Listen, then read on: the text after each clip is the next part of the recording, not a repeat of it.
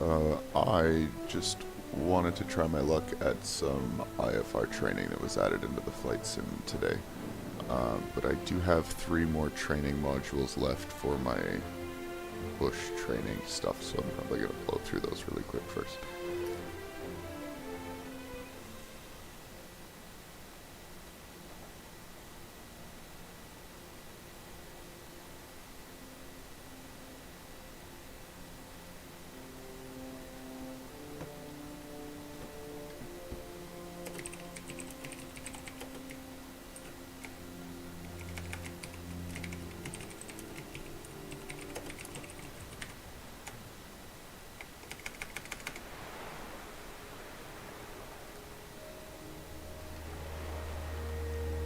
Water takeoff.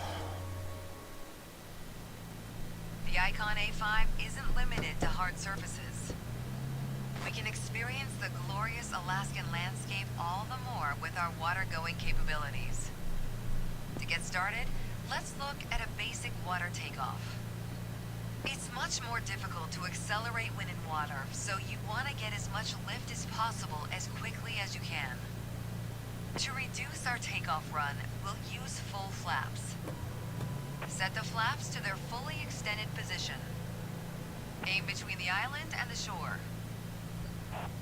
Where are you going? Alright, we have the water rudder retracted and the gear is up. Now give it full throttle to get us moving.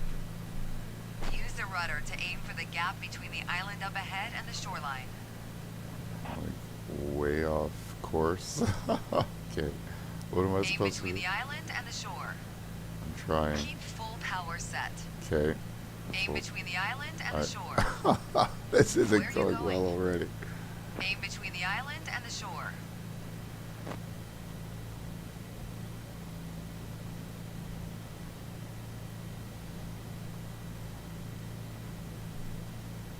It's like right here. This seems good. Full power set. Okay, let's go.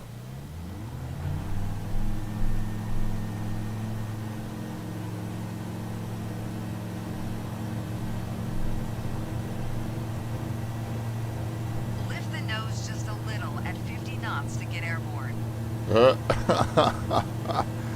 I am at 70 knots and my nose is pretty Keep much full vertical. power set. Okay. That's it. Now reduce the flaps to 15 degrees. Now we can retract the flaps completely. Alright. We're up. Good. Keep us climbing straight ahead, aiming for about 60 knots to get the best climb rate. 60 knots to get the best climb rate. Keep I full mean, power set. does that mean I should be tilted up significantly more?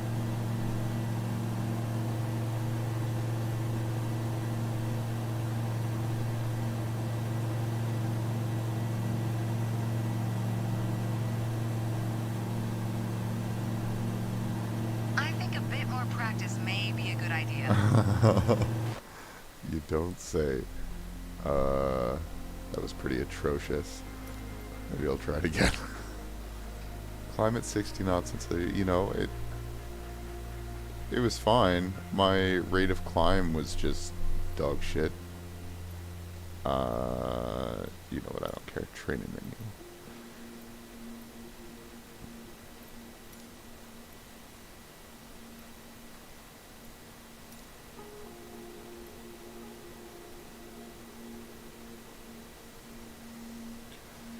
Being able to sit down in a lake makes bush flying a hugely flexible and rewarding experience. Try your first water landing here.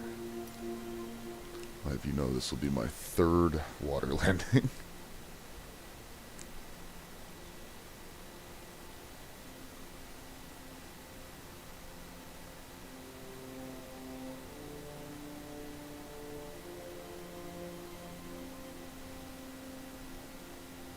My brakes won't work when on the water.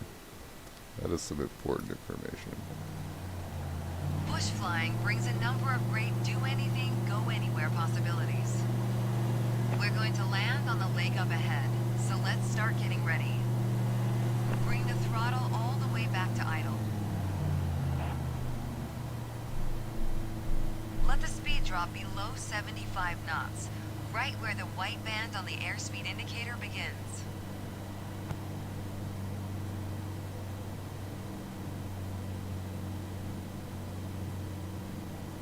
Great. Now extend the first stage of flaps. Flaps 15 degrees. Now fully extend the flaps to 30 degrees.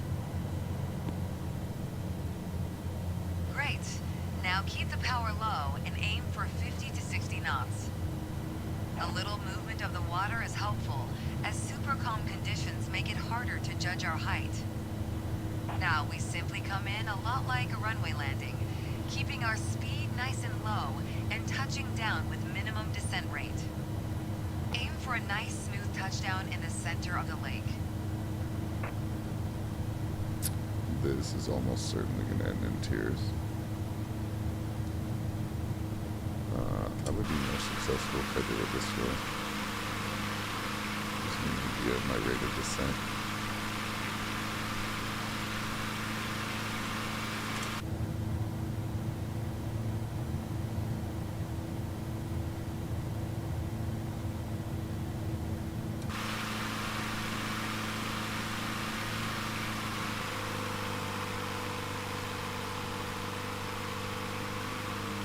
Keep the speed below 75 knots. Keep the speed below 75 knots.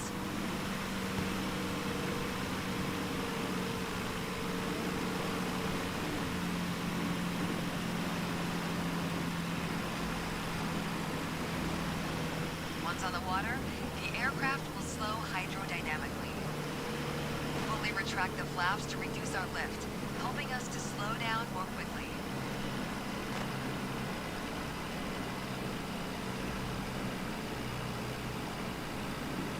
She's going to tell me I sucked.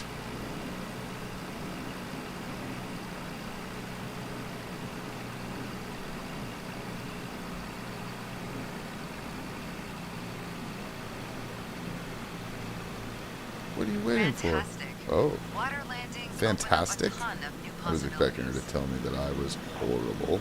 Next, we'll put all that you've learned to the test with the bush flying challenge. Bush flying challenge. Let's do it. Hey.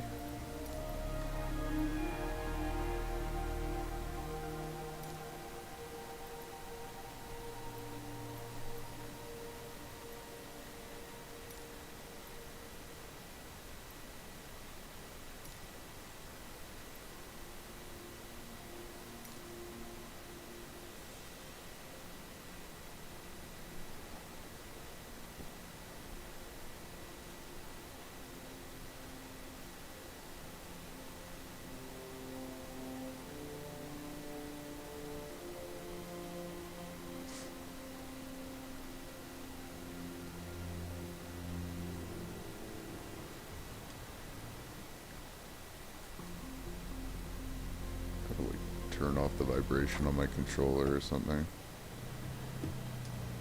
Now that we've been through the basics, let's put your bush flying skills to the test. We're going to take a short trip through the mountains to Dogfish Bay. Cool. Get set up for a water takeoff.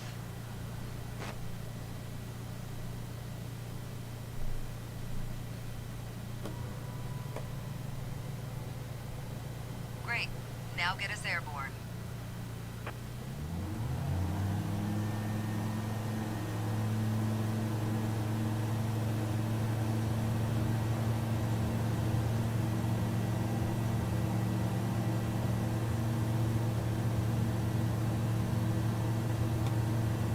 Keep the flaps fully extended. Now bring in the flaps and keep us climbing to an altitude of 1,500 feet. Schizophrenic bitch.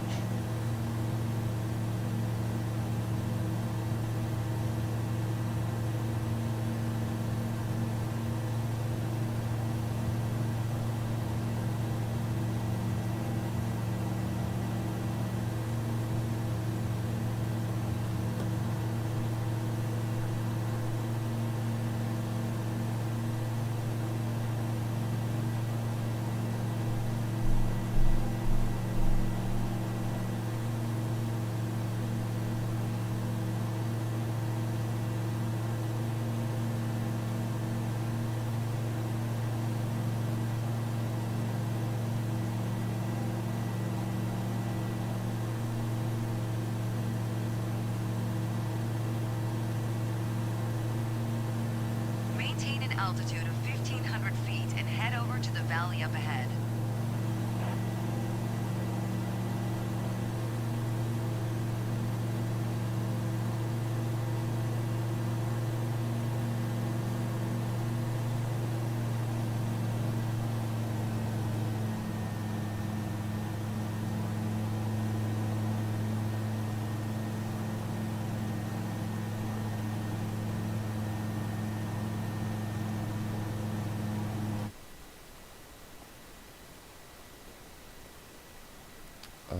I don't understand why this crashed for you guys. Real cool.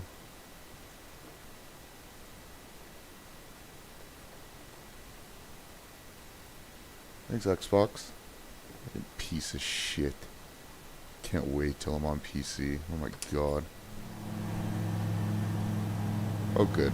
I can't control my airplane because of the Xbox. Cool.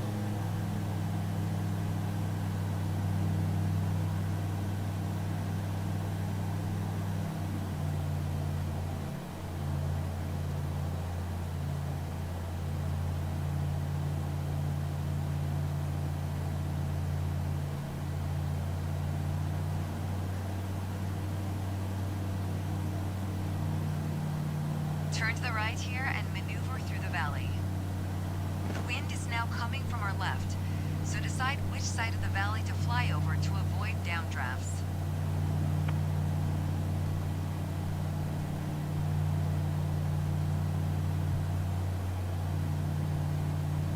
Well, I guess that means we will fly over the right side of the valley to avoid downdrafts from the left.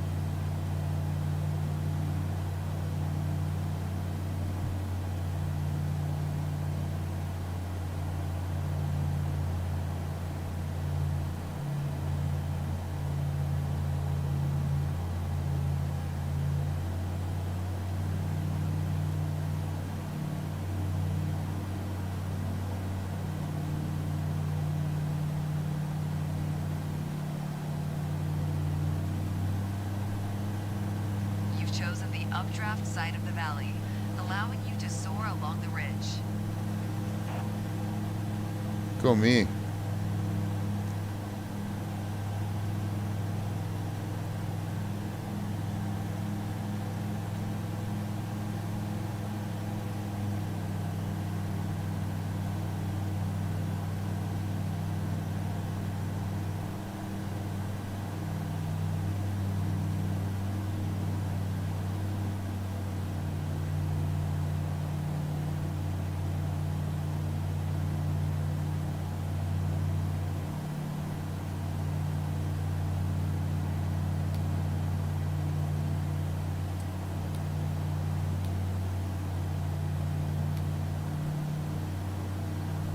Dogfish Bay is just ahead.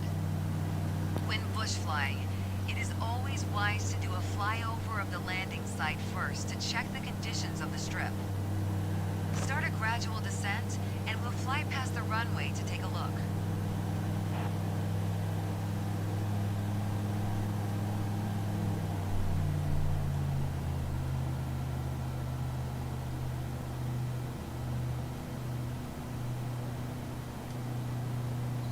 This way we're flying over.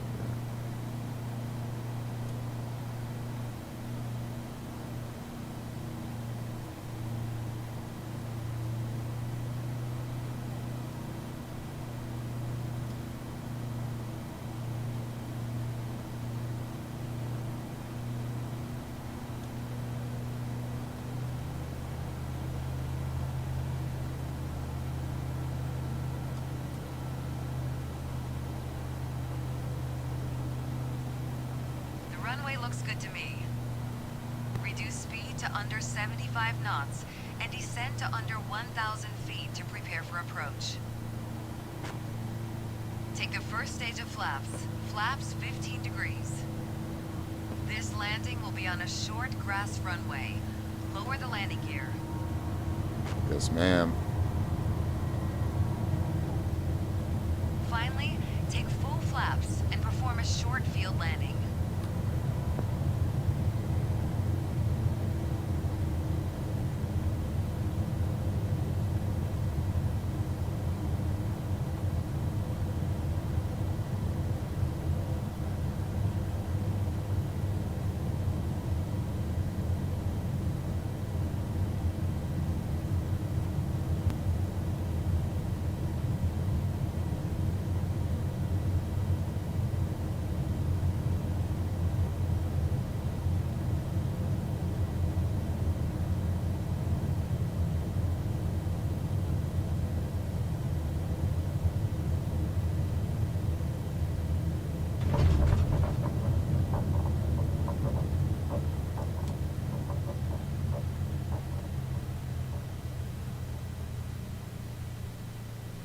Well done. Now you can proceed with confidence in your new abilities. Easy mode.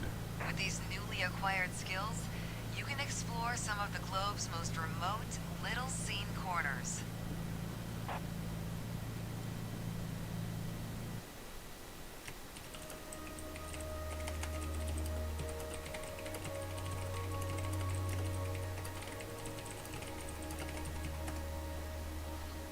Oh, my shoulder's killing me.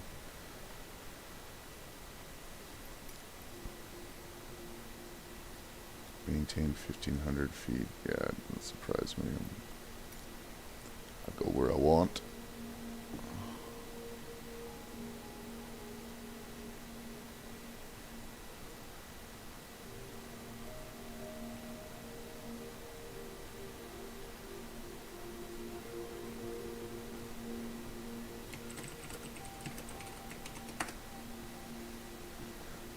All right.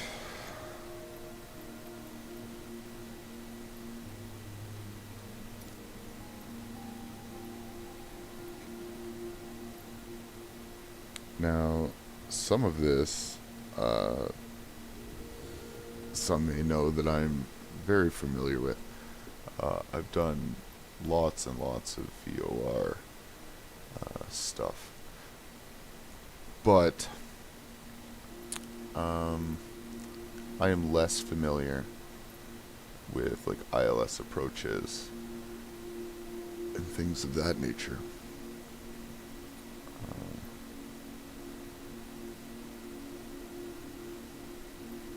And I kind of think that this may not have anything to do with the like programming of your flight in an airliner. And if that's the case, then I'm not going to be learning what I thought I was going to be learning here. That's okay. Let's go through it.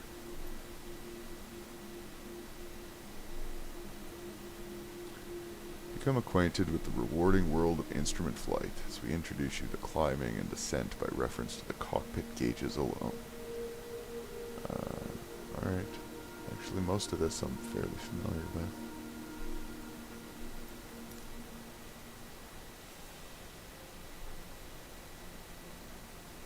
Let's see if we learn something new.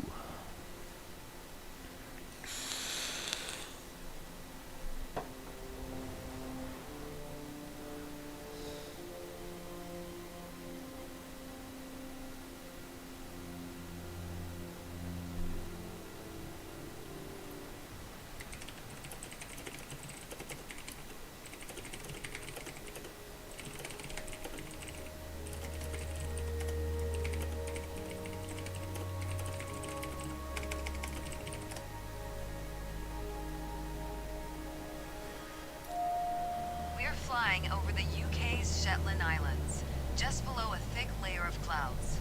Up until now, you've been able to look outside to judge the aircraft's attitude and location. What happens when you lose that outside view? That takes us into the world of instrument flight. When you can't use the horizon for reference due to clouds, darkness, or other hindrances to visibility, you'll need to rely on your airplane's instruments. When flying on instruments alone, you'll need to rely on your attitude indicator to see your pitch and roll information. Already Modern I'm doing cockpits this like this myself. combine several instruments into one electronic display called a primary flight display, or PFD. Stay on heading 270, set full power, and climb See, up to this is so 4,500 garbage. feet. I hate that I can't have my cursor up and not control my aircraft when in one of these locked views. It's just crap. So 270, and I didn't hear the rest of that. I was too busy raging.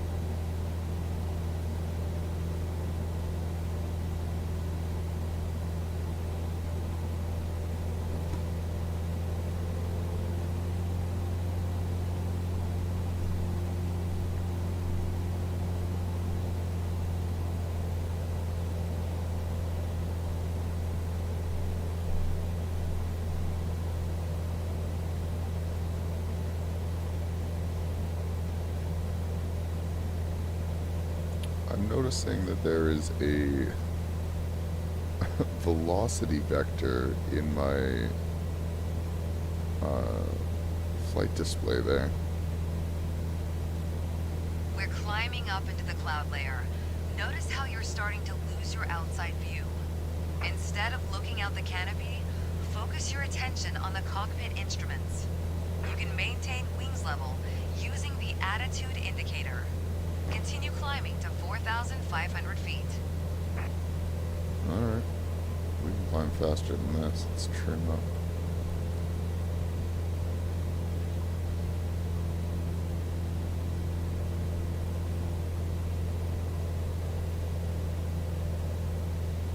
This cloud sucks. We're just gonna manually go up.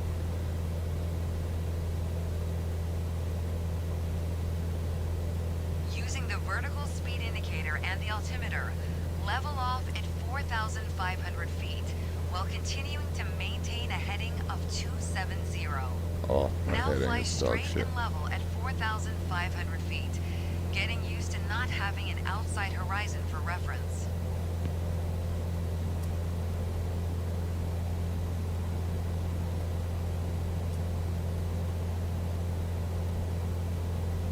Why am I pitching up all of a sudden? What the fuck? Hello?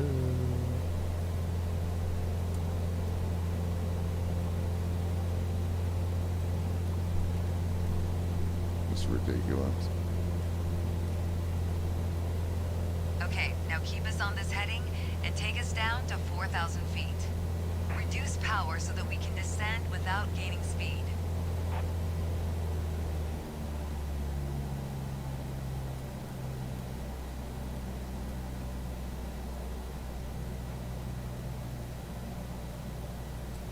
This thing's drunk as fuck.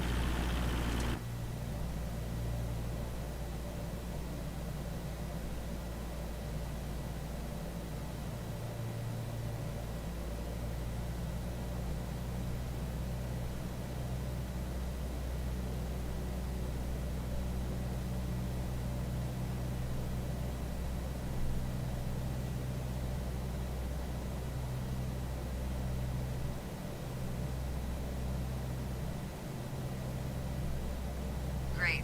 Increase power again for cruise and keep us at 4,000 feet.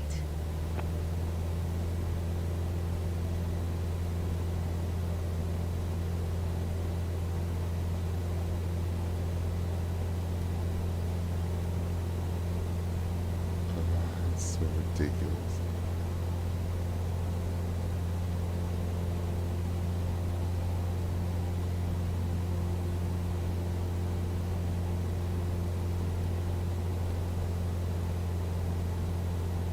Wow, great job. That's how things look and feel making altitude changes on I guess that instruments counted as a alone. great job. Watch your speed. You need to work on your speed control. You'll Tell me find what it to gets do. easier with experience. Next, we'll introduce turns.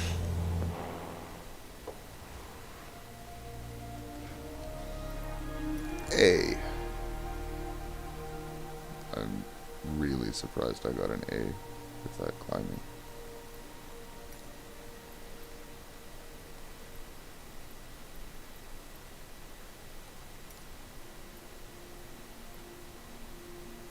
Turning.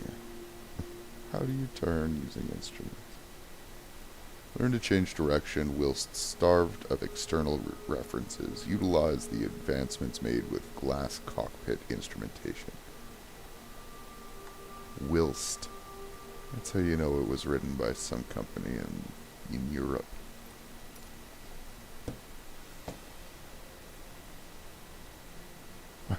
Hey, ducks.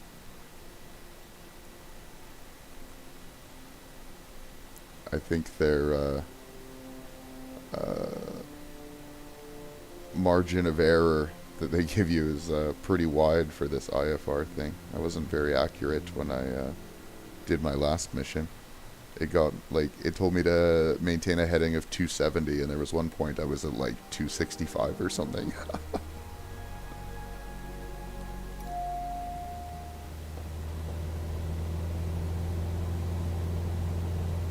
Now that you've tried some climbs and descents, we'll introduce turning.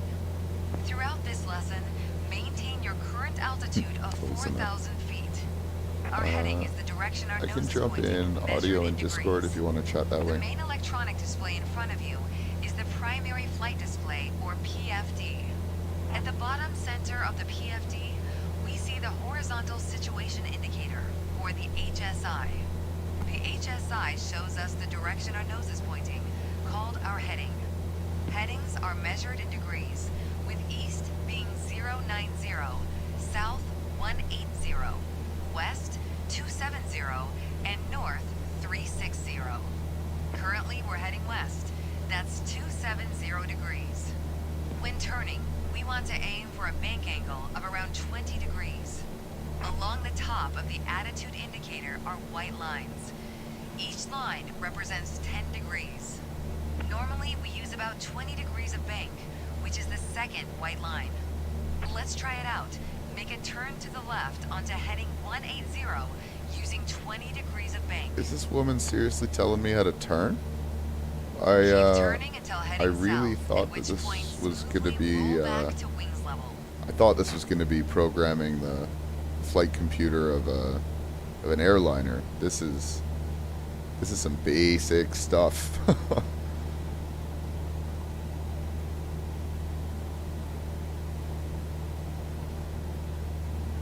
You didn't maintain 4,000 feet while turning. Oh, I didn't know that was what I was supposed to do. That's it. Stop turning there and you'll be heading due south. Heading 180. I should Watch listen your more altitude. closely. Maintain 4,000 feet. Great. Now try and maintain this heading for a short while. Yeah, like this is pretty basic stuff. This isn't what I expected it to be. It's like how to read what's in front of you. Now make a turn to the right onto a heading of 350.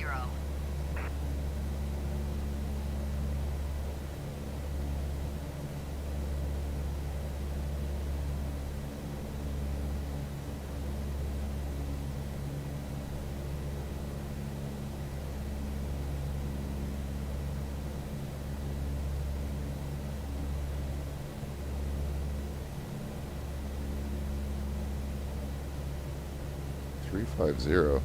This is quite the turn.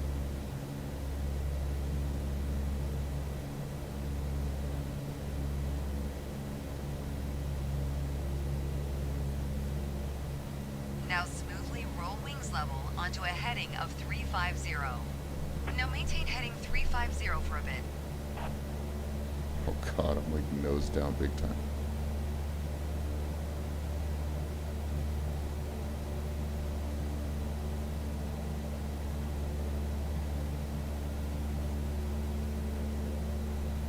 You didn't maintain 4,000 feet while turning. Shut up. No Wow, one cares. Great job. So that's how we make turns using just the instruments. Next, we'll look at how to handle speed changes.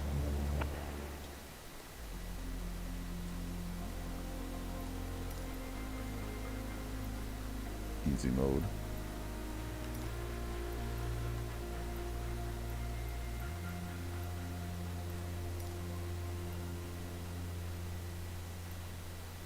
Speed control.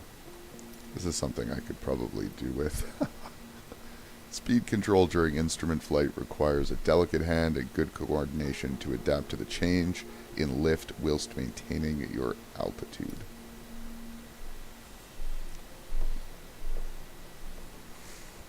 Plummet at terminal velocity and then throw out your speed brake at the last moment? Is that how we do it?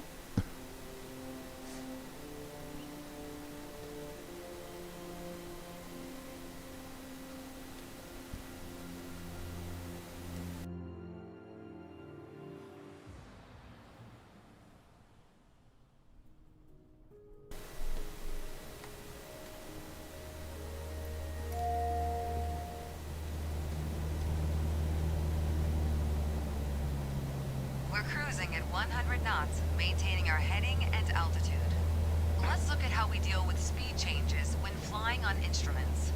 When slowing down, the wings produce less lift. To counter this, you'll need to progressively raise the nose in order to maintain altitude. Give it a try. Reduce power and bring the speed back to 70 knots. Remember to adjust the elevator trim so that you don't have to keep putting any pressure on the controls. Try to maintain 4,000 feet altitude. 4,000 feet altitude. You need to be able to control altitude while adjusting She speed. started me below that.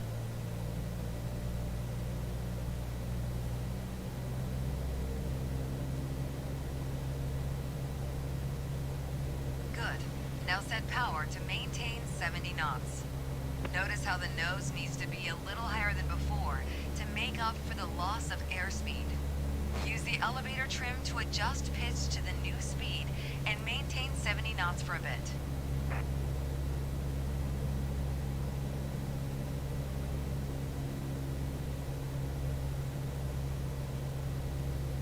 Look, we're not technically 70 knots. It's gonna be fine. Great. Now increase power to get your speed back up to 100 knots.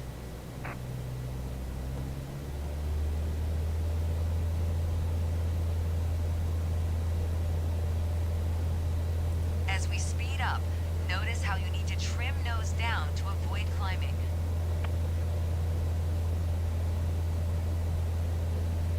How do wings work? That's it. Now stabilize at 100 knots.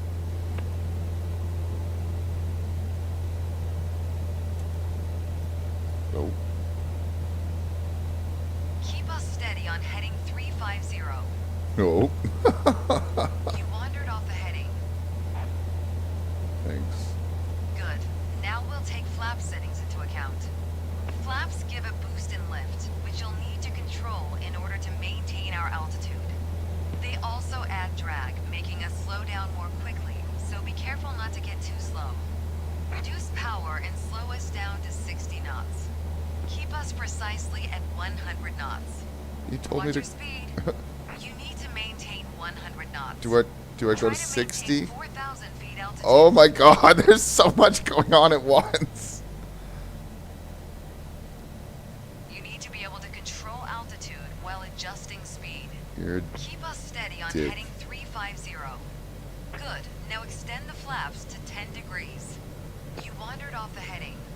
Now set flaps at 20 degrees. Oh my god, this is With so the extra ridiculous. drag, start adding power so you don't drop below your target airspeed of 60 knots. Now Four- stabilize at 4,000 60 knots feet and has trim for become a level fucking flight. pipe dream.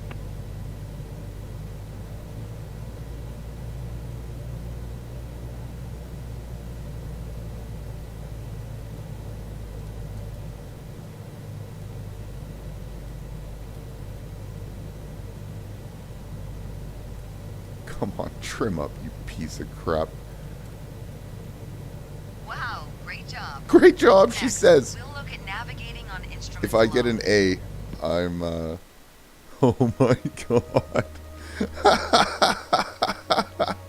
See what I mean? She don't give a fuck. If you don't crash into a mountain, A+.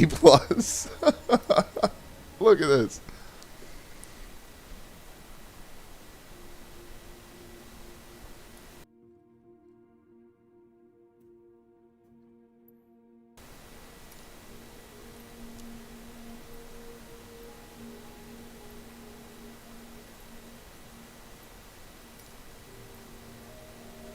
See, I'm a pro. Watch this. The VOR one, the one that I've got all the experience with. F-. Grapple with the very high frequency omnidirectional range. The VOR. Now, with all that said, I got to admit, all my VOR experience is in, like, older aircraft. So, like, I have no idea how to tune VOR on a G1000 or anything.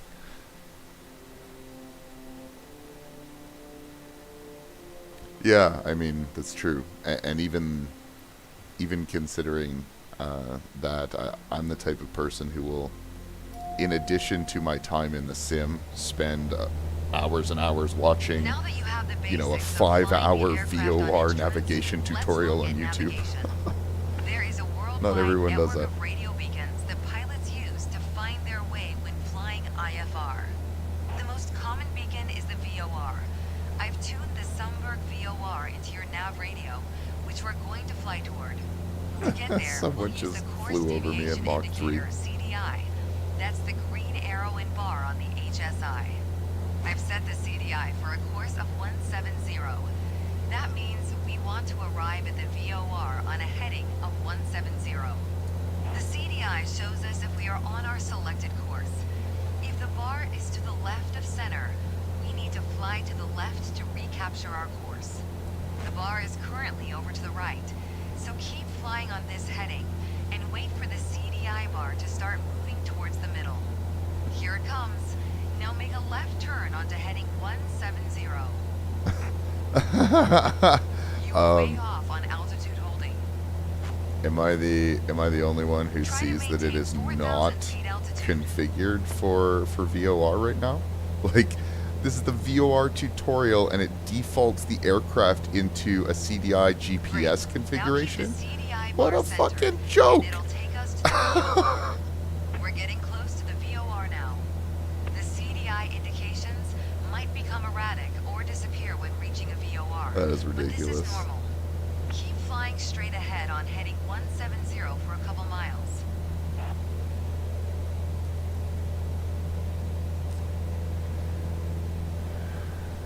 Yeah, someone with more give-a-fucks than me should probably report that. That's pretty embarrassingly bad.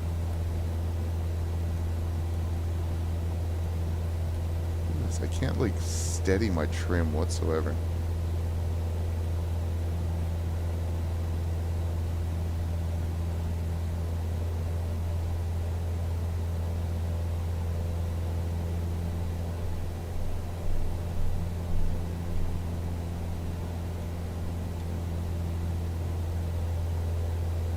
I mean, I hope so. They advertise that it's added to the sim, and everyone's probably excited to give it a shot, and then... What green bar? Those poor people, their first experience with VOR navigation is going to be complete garbage, and it is easily my favorite way to navigate, so that sucks.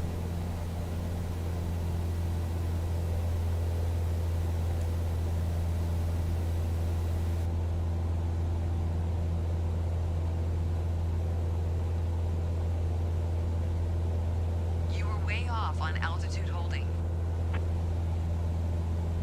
Try to maintain 4,000 feet altitude.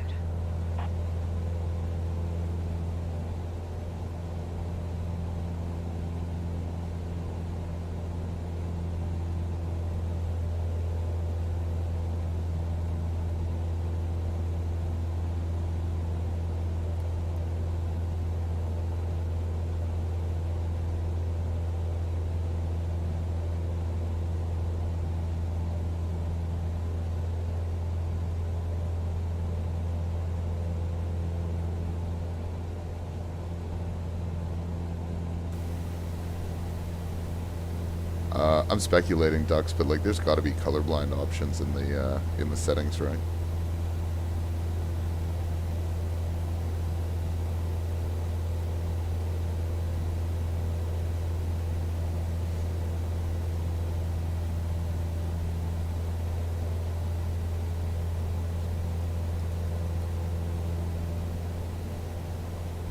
How far am I supposed to track this? Just like kind of holding a heading of 170. Is it supposed to do something eventually?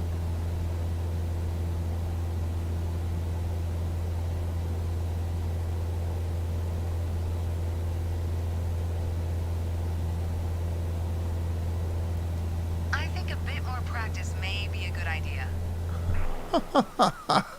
What a bitch.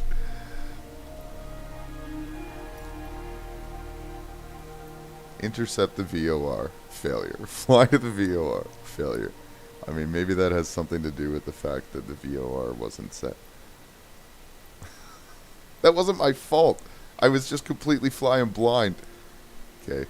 Here. I will be the one to set the damn glass panel to VOR, and we'll see how much better we do. Stupid tutorial.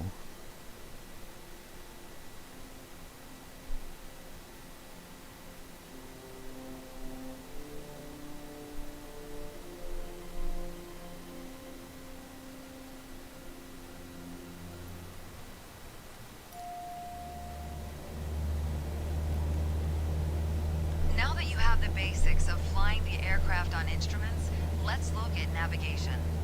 There is a worldwide network of radio beacons look. that pilots use to find There's this their green way bar I behind can use. IFR. The most common Realistic beacon is the grading. VOR. Fuck off. I'm good. I've tuned the Sumberg VOR into At your this nav specifically. radio, which we're going to fly toward. To get there, we'll use the course deviation indicator. Now that I've got a CDI. proper CDI That's setting, the I can green maybe arrow pay and bar on attention the to HSI. I've set my the CDI for a altitude so course this of bitch stops 170. yelling at me. That means we want to arrive at the VOR on a heading of 170. The CDI shows us if we are on our selected course. If the bar is to the left of center, we need to fly to the left to recapture our course. The bar is currently over to the right, so keep flying on this heading and wait for the CDI bar to start moving towards the middle.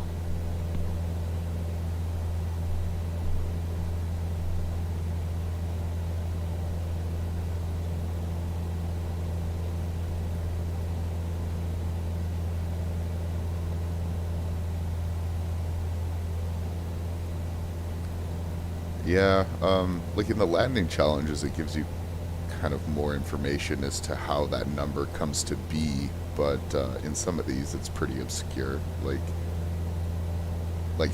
how do you gauge whether I get 0 points or 5,000 points from the perspective of intercept the VOR?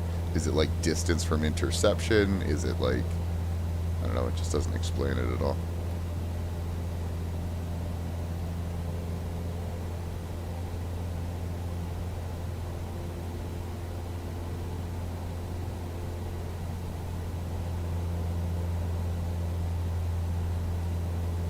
Yeah, maybe. Great. Now keep the CDI bar centered, and it'll take us to the VOR.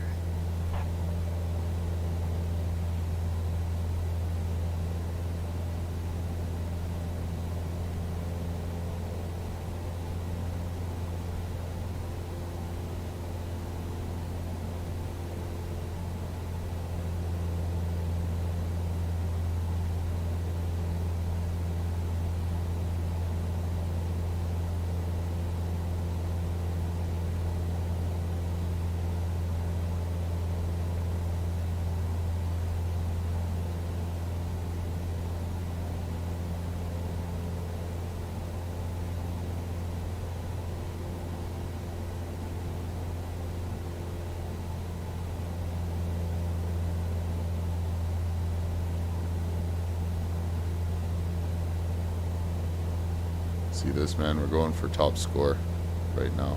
We're getting close to the VOR now. The CDI indications might become erratic or disappear when reaching a VOR, but this is normal. Keep flying straight ahead on heading 170 for a couple miles.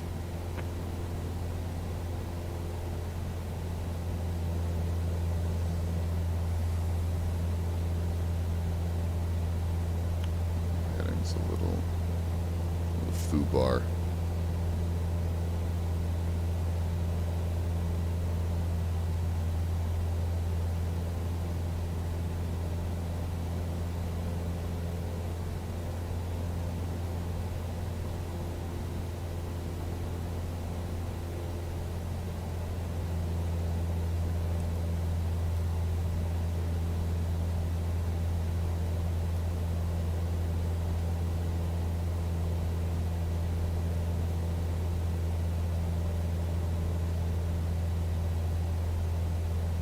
Well done, but there's room for improvement.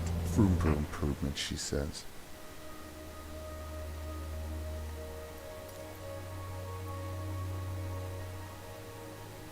How'd I get what? 4,000 points intercepting the VOR, but like half points flying to the VOR.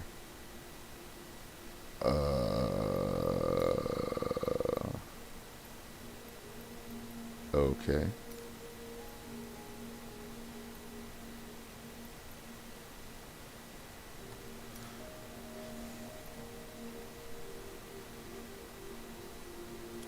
Get to grips with this classical method of radio navigation by following a simple needle driven by the automatic direction finder, the ADF.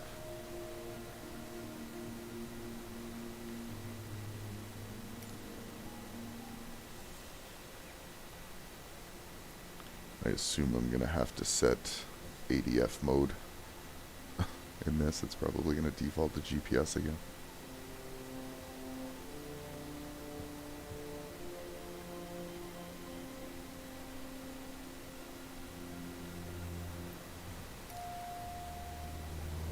Yep. This time we'll focus on non-directional beacons, or NDB. The NDB is tuned on the automatic direction finding ADF radio and is shown as a blue needle on the HSI. As Sumburg NDB is tuned, the needle is pointing straight towards it, which is to our right. Maintain 4,000 feet and heading 180, and watch what the needle does.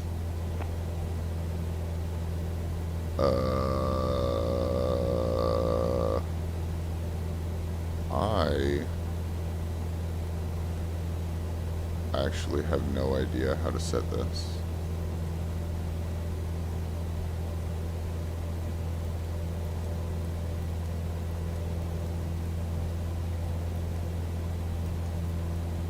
Try to maintain 4,000 feet altitude.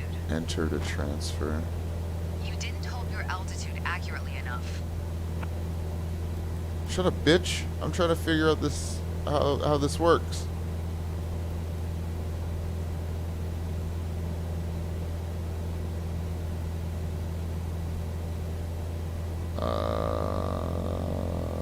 Do you have any suggestions, Ducks? I actually have no idea.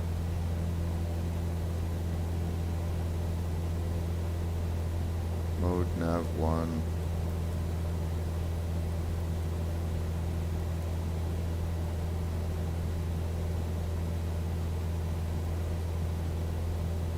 Stick to heading 180 for now. You went too far off our desired heading.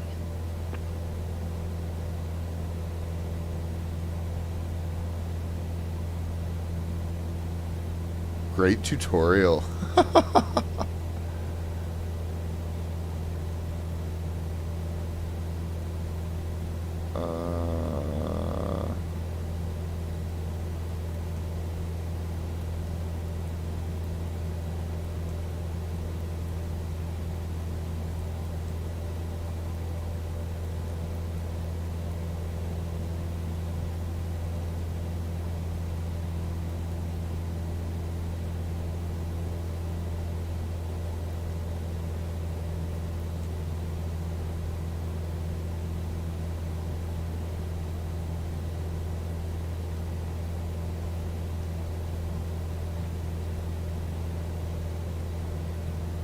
Oh my god, let me quit, you piece of shit.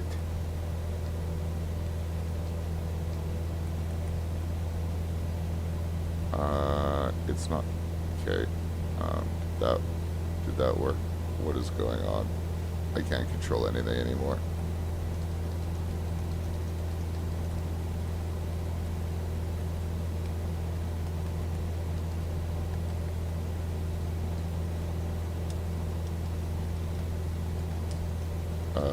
I literally can't, like, exit this menu. I can't, like, reset my camera. I can't do anything. Cool.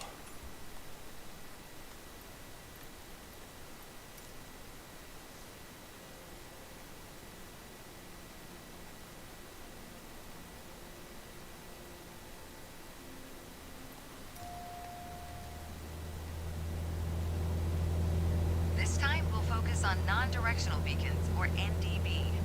The NDB is tuned on the automatic direction finding ADF radio and is shown as a blue needle on the HSI. As Sumburg NDB is tuned, the needle is pointing straight towards it, which is to our right. Maintain 4,000 feet and heading 180, and watch what the needle does. There's no way to quit out of this menu. I'm pressing B, and it doesn't quit out of this fucking menu. Like, once you've locked into this thing, that's it. That's it. That's game over.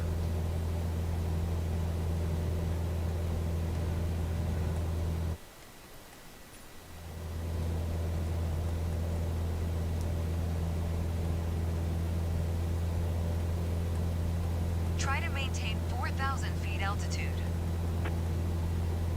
You didn't hold your altitude I accurately. literally can't control my cursor after I've interacted with this knob. Like I'm stuck changing the details of this fucking thing. There's no way to like exit it. I can't move my cursor. I can't like do anything.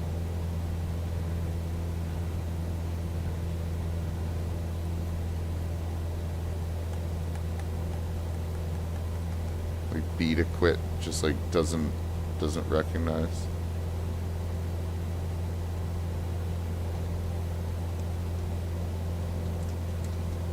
No, man, that's what I'm saying. B to quit doesn't work.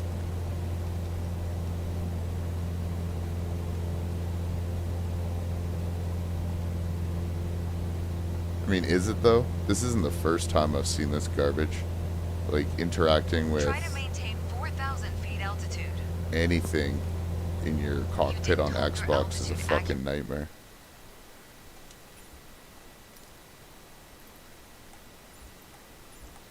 Enough. Like here, just for shits and giggles. Watch this.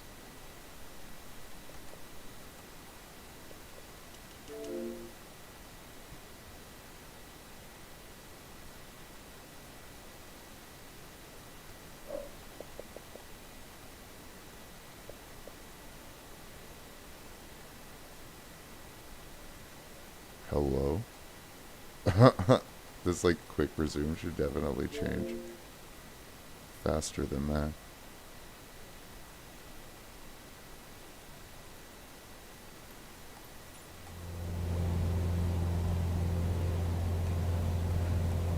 But no, I still can't get out of this.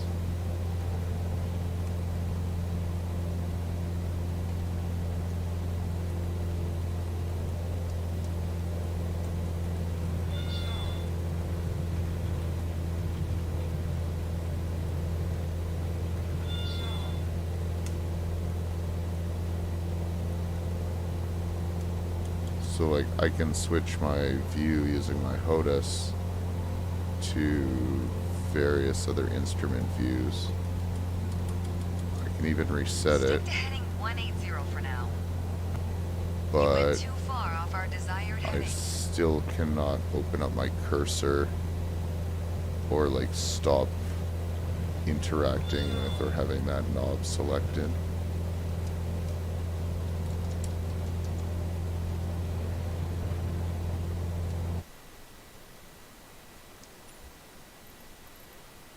Well, so much for that. Fix your shit, Microsoft.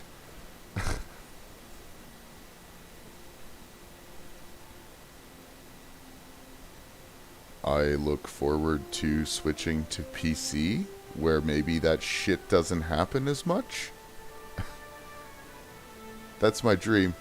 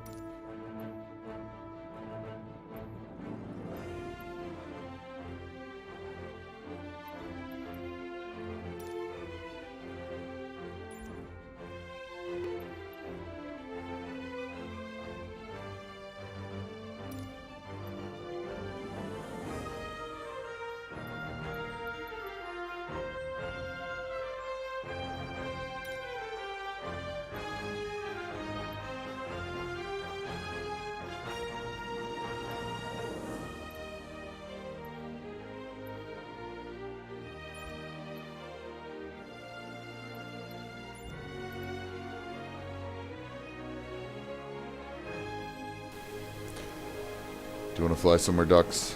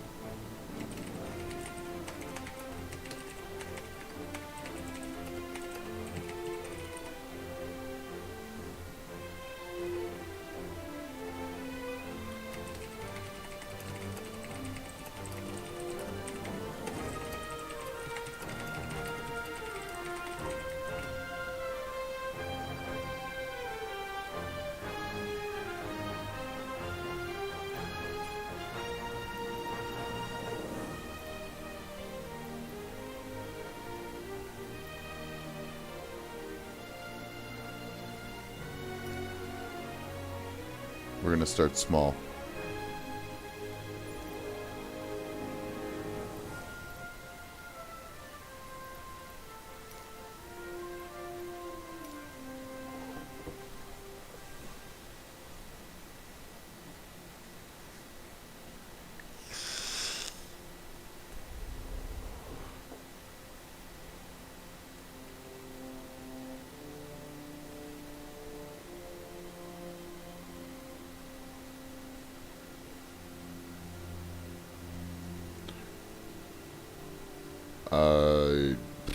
I don't know. I quit to main menu and now I'm going to try some carrier landings. I'm spawning in the BD because I'm going to try and start small.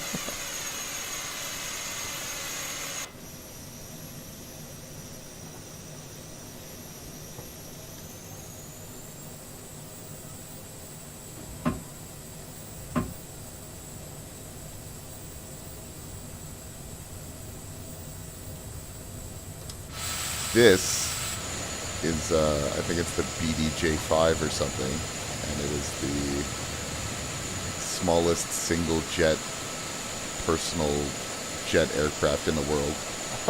You could like buy them and build them in your backyard.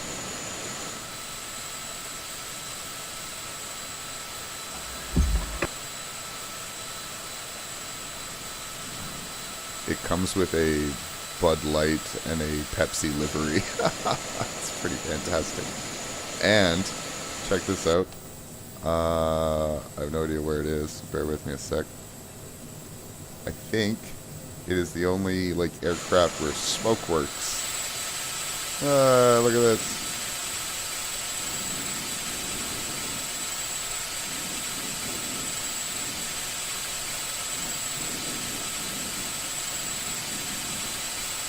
Yeah, I've had a lot of fun. It's a nice little aircraft.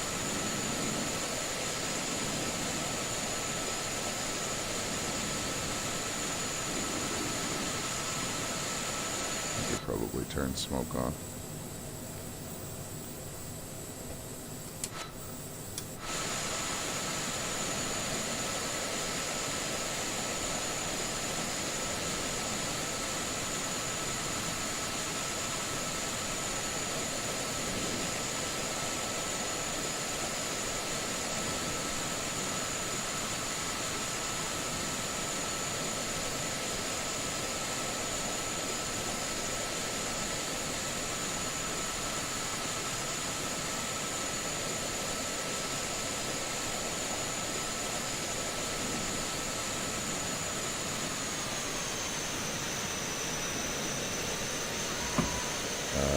It does have flaps, it does not have speed brakes.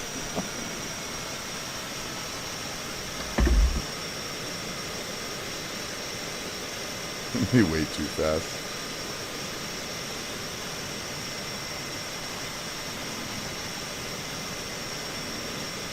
Yeah, we'll just go around.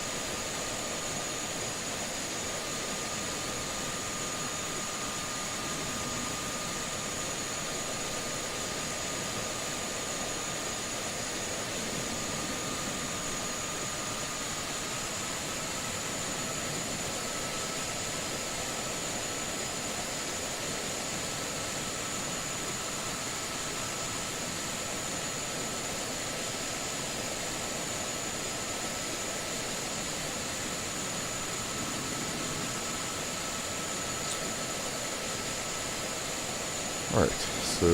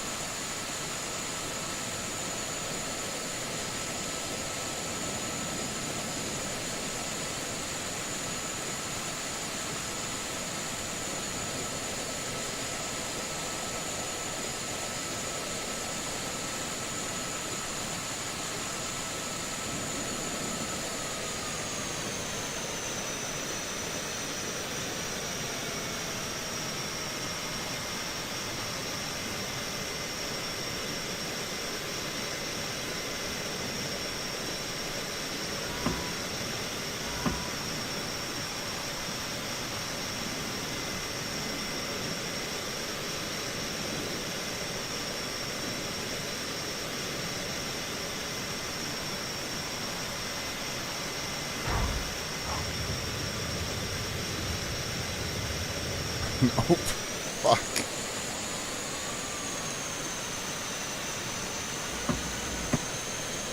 Should have extended my flaps much earlier.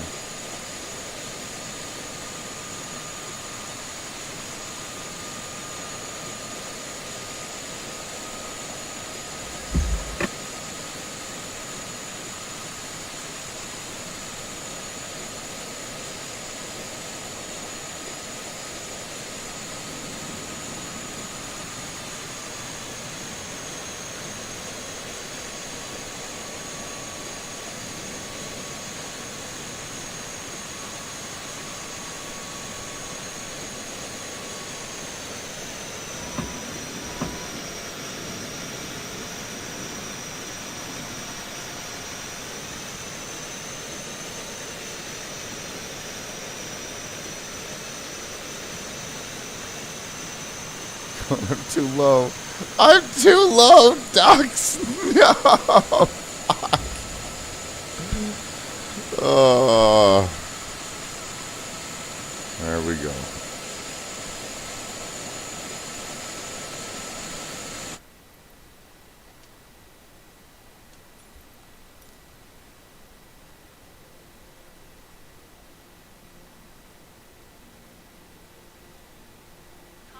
Traffic EQ 42420 taking off runway 11 east departure.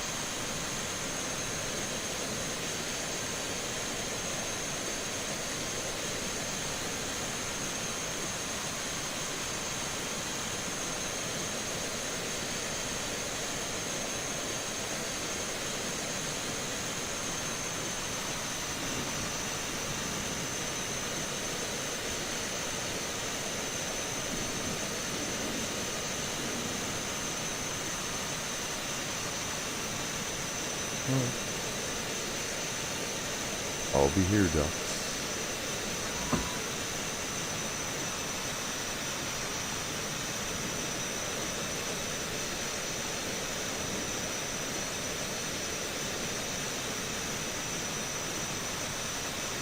You may be approaching the wrong way, but that's alright.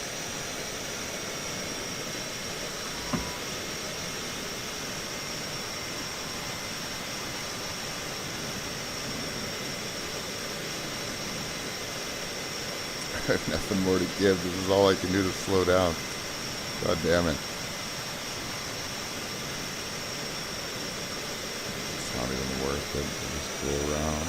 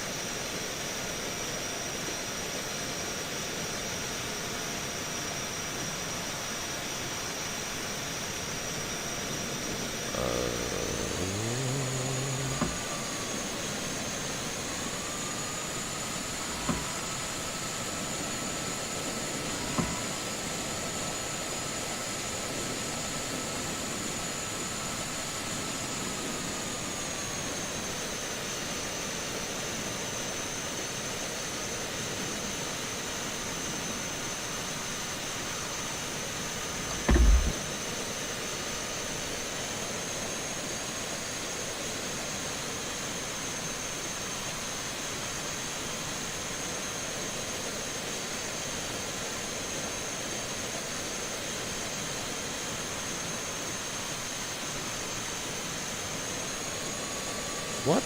What? Why? Why? Oh, man.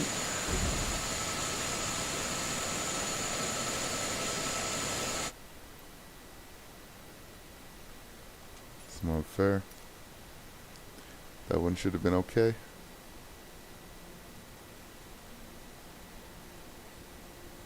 Call ILO on traffic EQ 42420 taking off runway 11 east departure.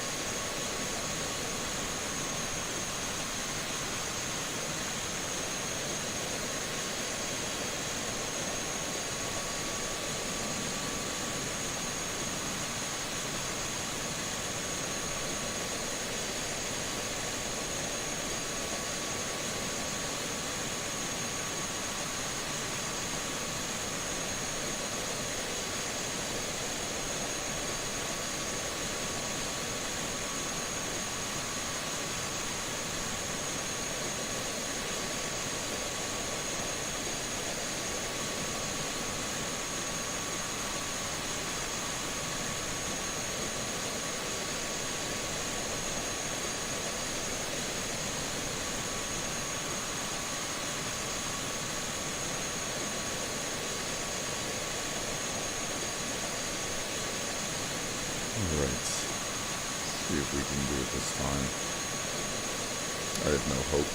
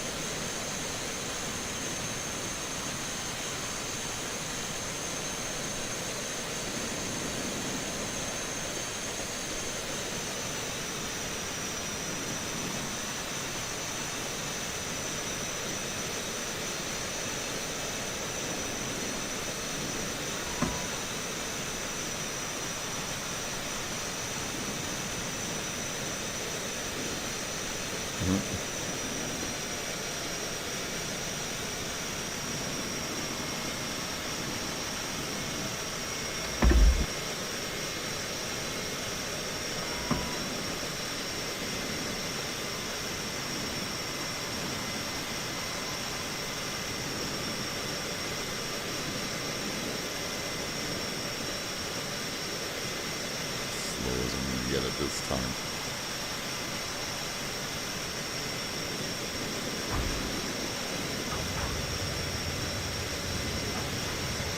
Not slow enough. Shit.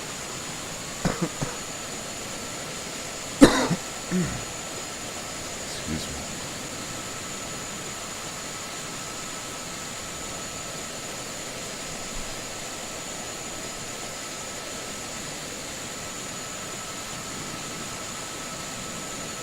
You can join voice chat in Discord if you want, Ducks, if it's easier for you to fly and chat. in general. Yeah, he's flying the U-52.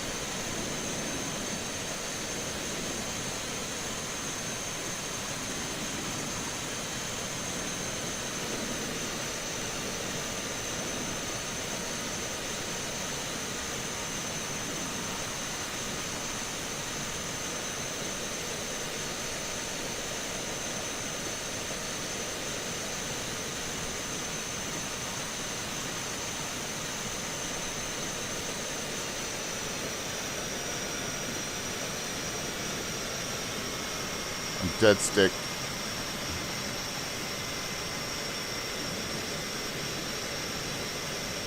I'm coming low enough. Oh, fuck.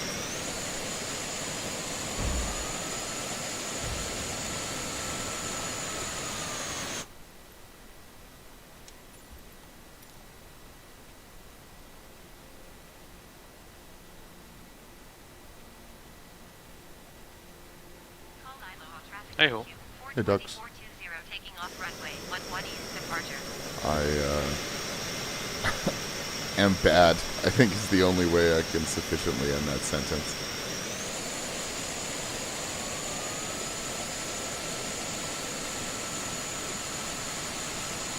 Did you manage to land the U?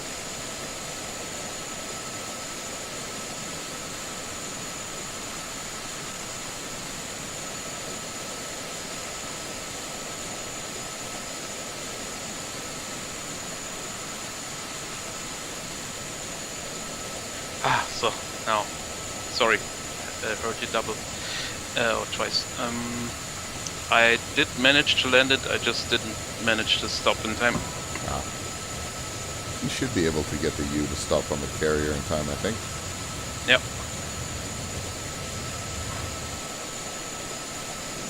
I should be able to get the BD-5J to stop in time, but I'm not good. Without air brakes, I don't think.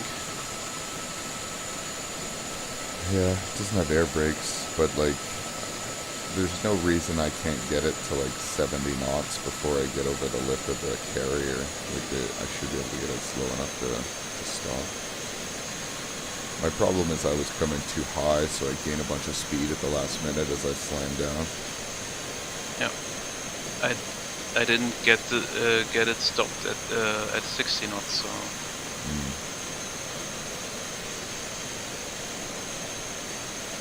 You're heavier than I am, though. You might take longer to stop.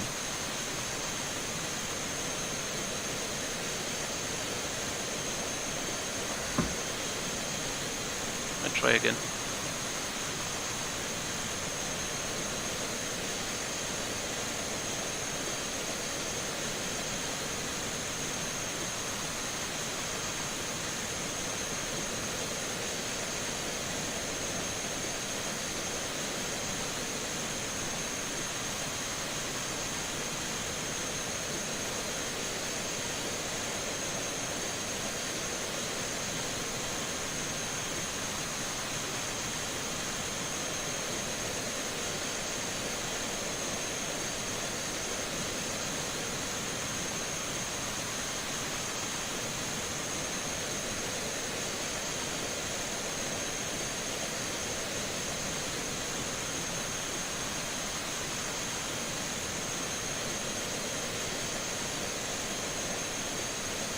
What is the altitude of a carrier deck?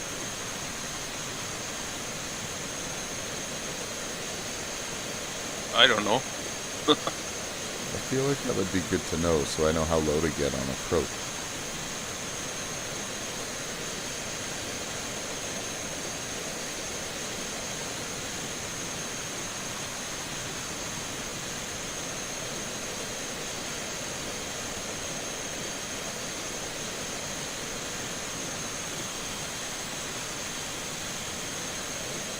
It looks like you stopped.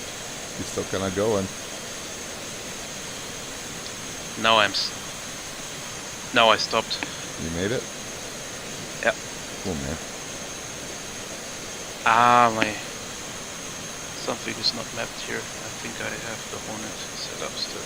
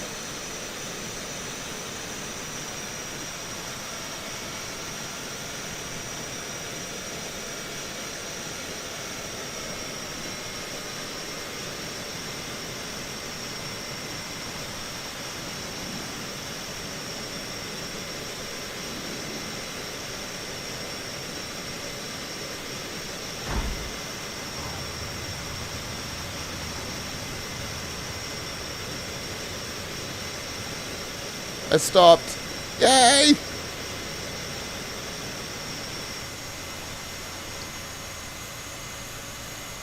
Oh boy, why is it not showing up as a U? I don't know. I'm pretty excited that I stopped. Let's see if I can do it again. Yep. Even shorter than me? Did you see my crazy S-turns when I touched down low? Yes.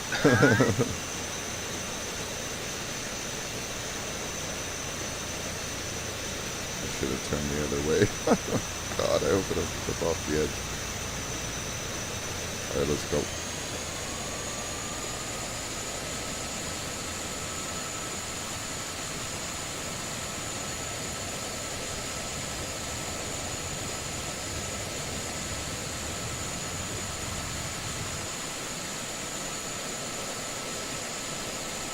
That was a pretty good launch off the edge.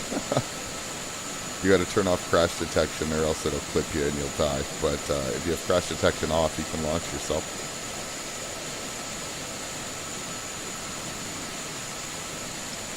I have it on. And I dropped off the carrier while turning.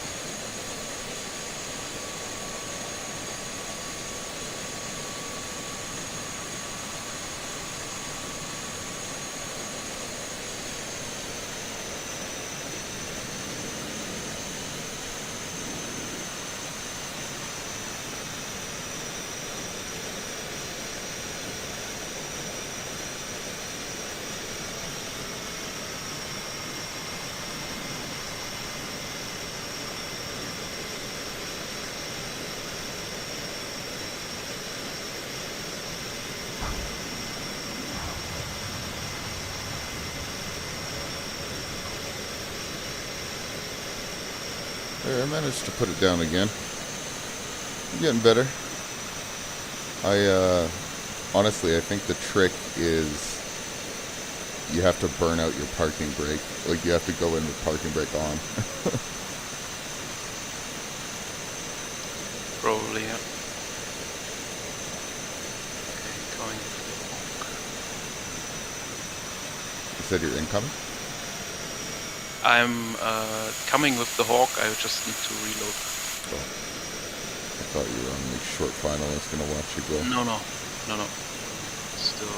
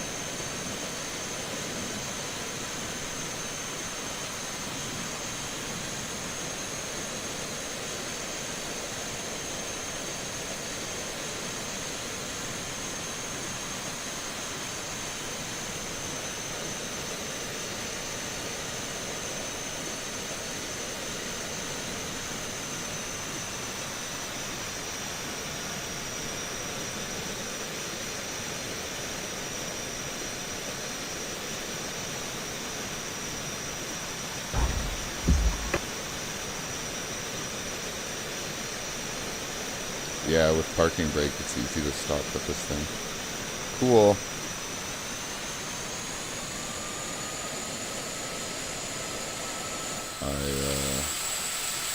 I brought up my landing gear by accident when I stopped. Nice.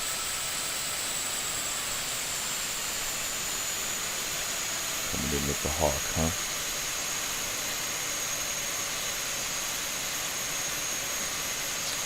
I guess I'll just stay here and wait for your landing attempt. Wait, I can slew mode.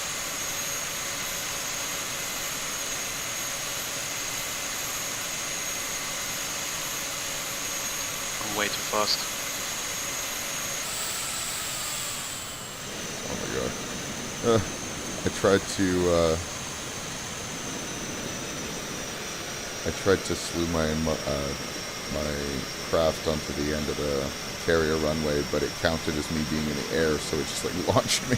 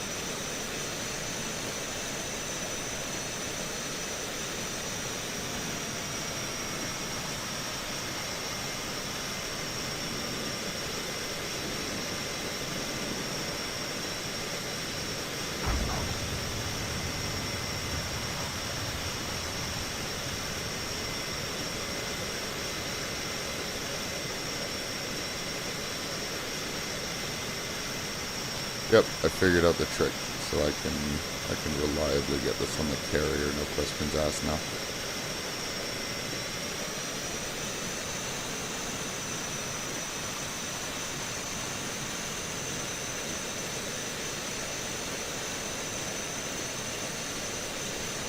It's no fighter jet, but it'll do. It's a little bit of success. Oh wow. Okay, so it shows you in an A320. Oh shit. What? Did you just stop that early? Yes. How? Parking brake, as you said. Oh, so the parking brake is just like easy mode for everyone. Looks like it. But I got... Looks like it's working like a trap. Huh. Well, it was very awkward from the perspective of me watching your A320. I'll say that. Hear your engine spool up. You gonna launch off the end? I don't think you've got enough runway. Oh, you faded out for me. Okay. Let's see if this works. Yeah, you're back. I'm gonna kind of edge myself away from the runway a bit. Okay, launch bar down.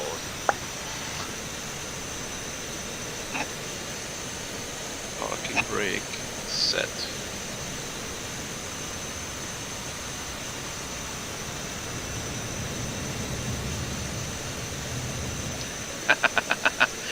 It tried to launch me.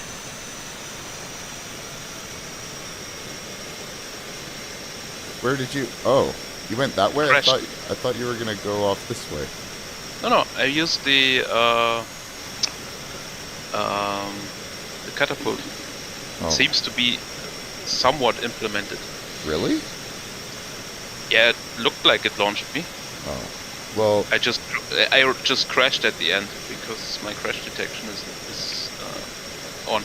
oh, well, turn your crash detection off. I want to see again. I'm like lined up here with the Super Hornet. Yep. I do look quite a bit out of place. My little BD in a line of fucking Super Hornets. I might want to try without the brake on. I'm not sure. Yeah, but I'm again at 36,000 feet. Dive bombing right now.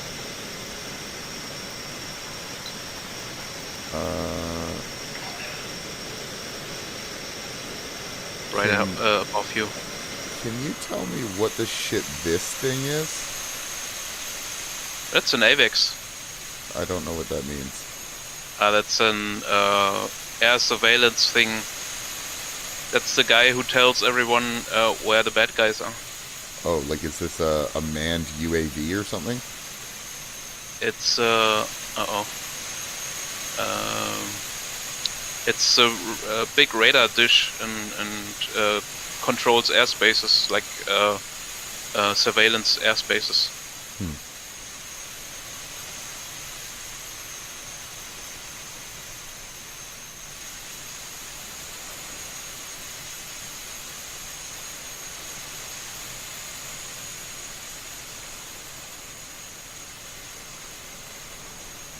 DCS, when you do air-to-air missions, you talk to them all the time. They tell you, okay, I have some bogeys in this in this direction, 20 miles or 50 miles, whatever, from you. Gotcha.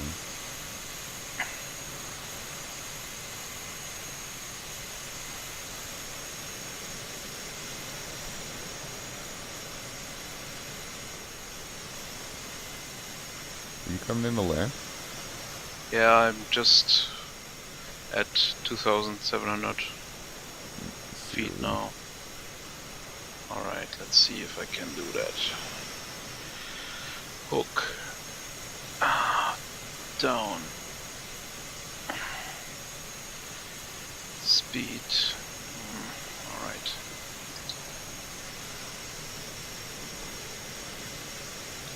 Full flaps.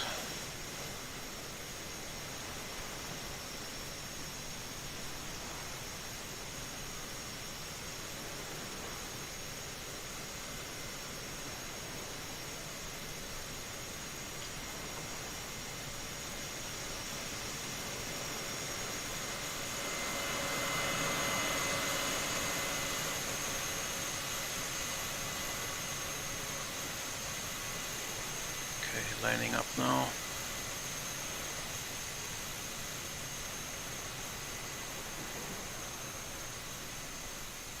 Okay, I will do it with parking brake on. Parking brake on? Yeah, it worked last time, so just don't wanna risk it. No risk, no reward. Lining up now. Is my speed a little bit high?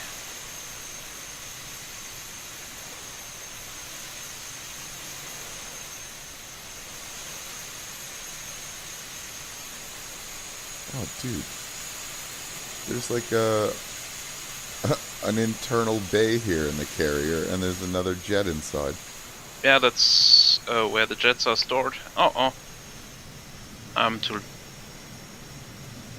You're very low. Maybe you're okay?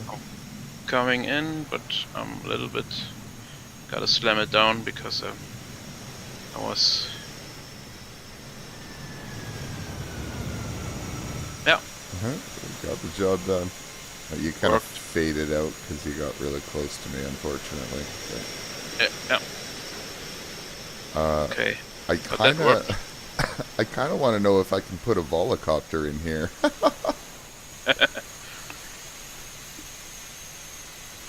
Yeah. So there's the lift where they get the jets on the deck. Wait, this is the lift here? Oh, look, where you came out. Yeah, that one. That's the lift. Huh. So they drive it on there. Yeah, here's another one over here, actually. Yeah. I didn't realize it had like little cubbies in it for extra jets in the side. They are not always on the deck. They are usually stored inside. This texture only has one side of itself modeled. Okay. 1 star.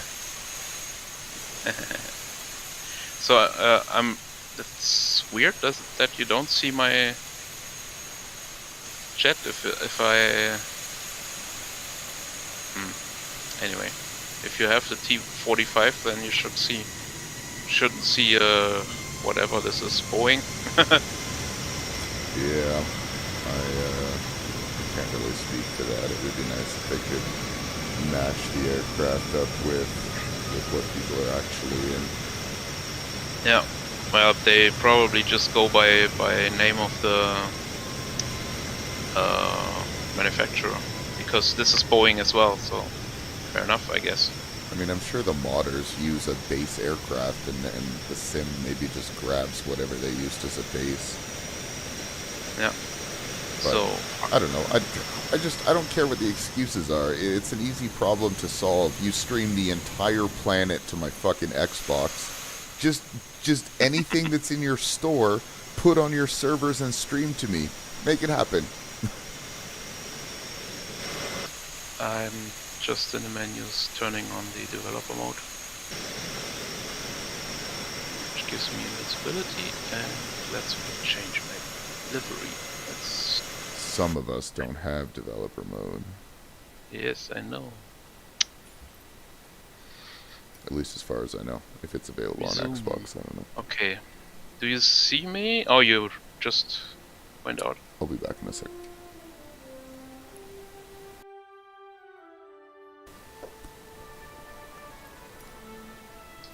Just wanted to see on your stream if I can see my livery changed, and maybe the jet, if I change the livery to something else, if the jet appears. Because you might not have the livery that I'm using here, even though it's the default one. Where's the fucking thing there?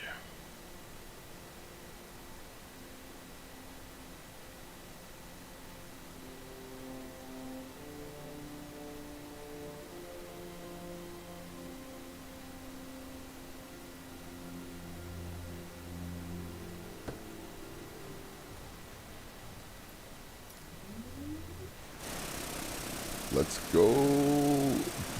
Oh, you can actually start on the thing? Yep. Can you see me? Or is it... No, it's still...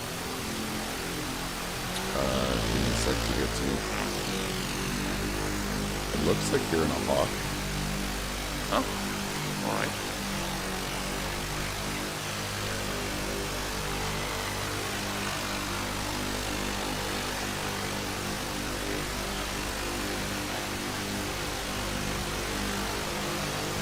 Good.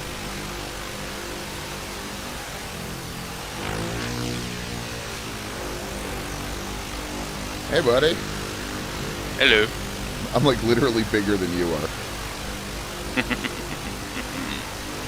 Okay. You want to turn around to see me launch, or...? Yeah.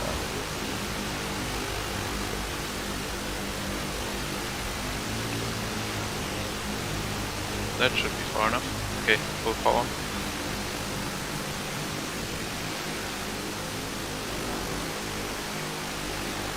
Oh, hey, that was pretty cool. Yep. How did you make that work? Can I make that work? Sure. Guess so. Just put down the launch bar. Ah, it's even put up again, right? That's good. Oh, my hook is still down.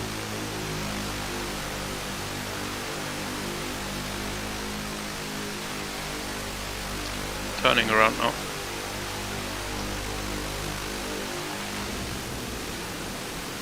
Oh.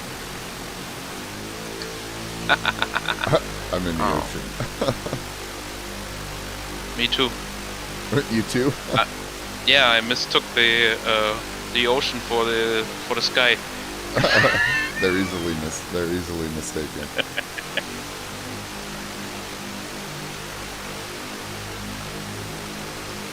Yeah, let me change.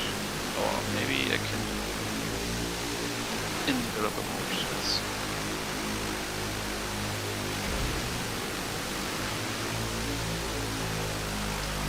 Do you know the ICAO code for the carrier? I want to say C71 or something like that. Charlie 71. Okay. All my dreams have been dashed. I can't land in the underground thing. Oh god, and it clips me through the carrier. Almost up. That was awesome. Nice. Aircraft selector. Teleport. Alright, cool. I had my fun with that thing. It's officially dog shit. I'll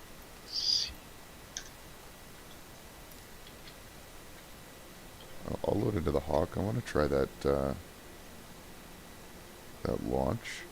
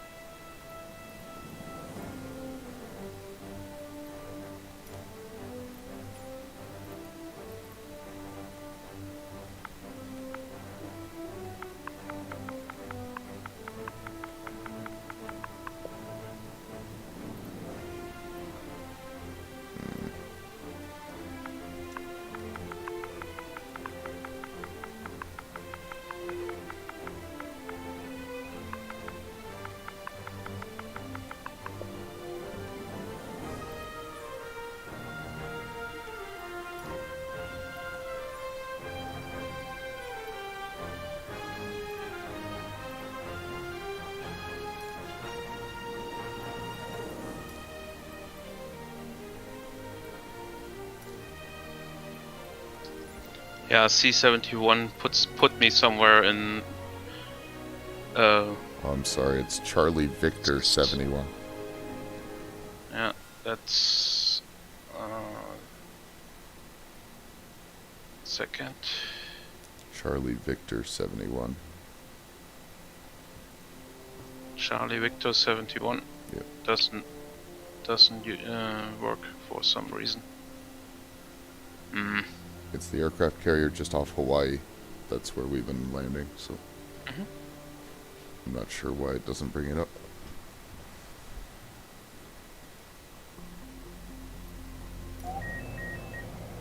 I probably need to get out of the slew mode and just.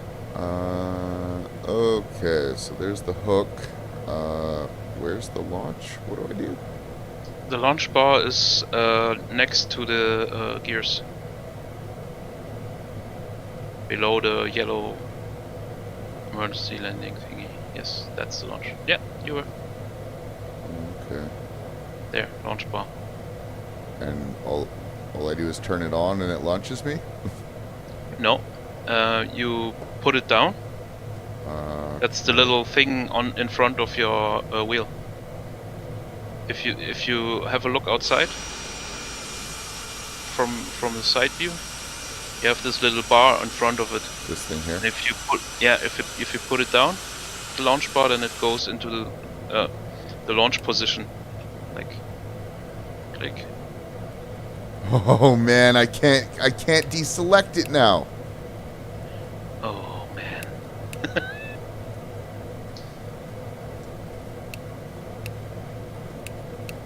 What a fucking nightmare.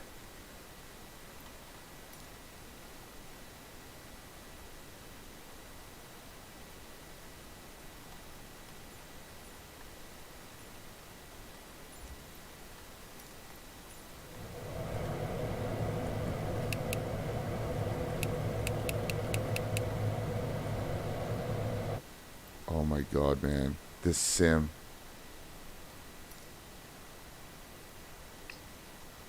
Yeah, the Xbox version seems to be broken.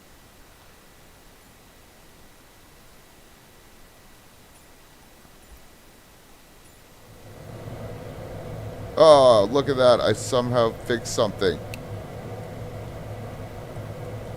And now I oh my god. Fuck!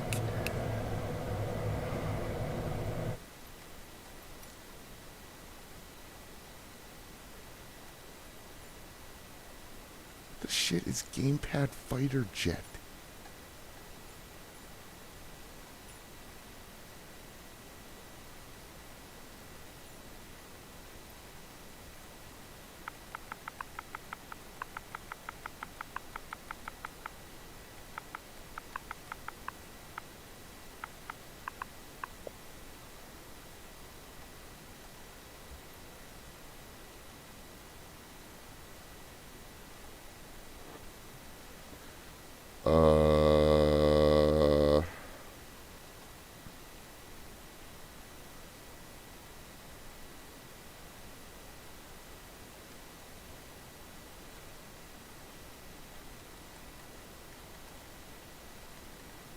No, I don't want to bind it anyway. What is even going on?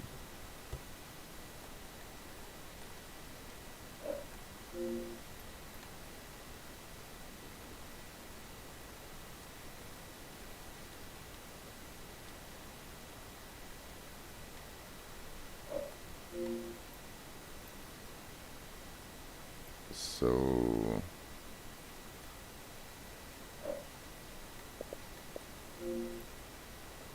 It seems like it is automatically detecting the left thumbstick press, which doesn't make any sense at all.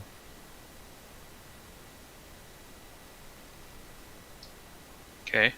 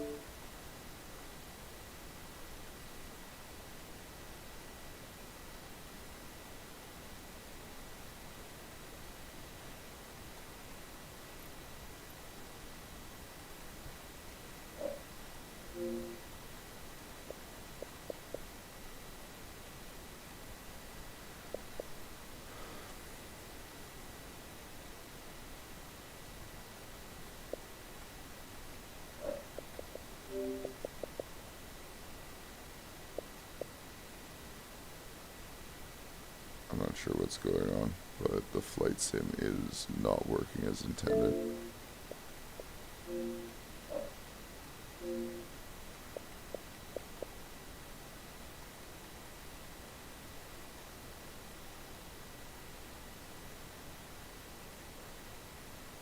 You've got to be kidding me. What the fuck is going on?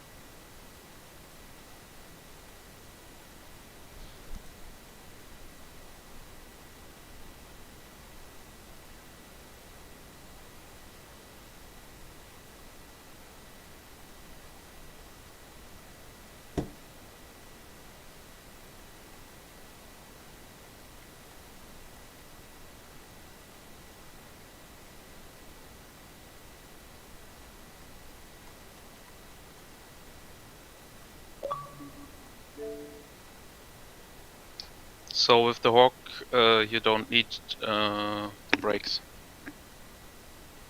It's trapping you. Really? Like the hook works? Yes. Yes. I just did it without braking at all, and it stopped me in like normal range of being trapped by the wire. That's pretty fantastic news. I'm gonna try that. That's awesome. Yeah, I think I will change into the Hornet and try that.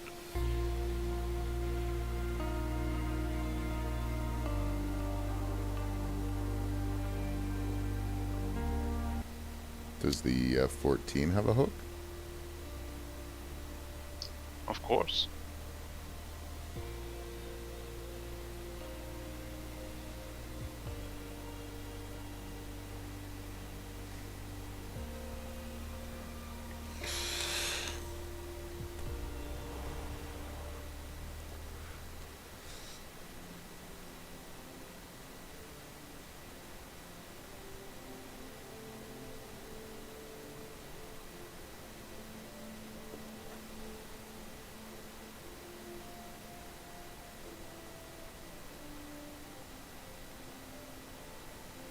I don't want to go to the damn convenience store, ducks.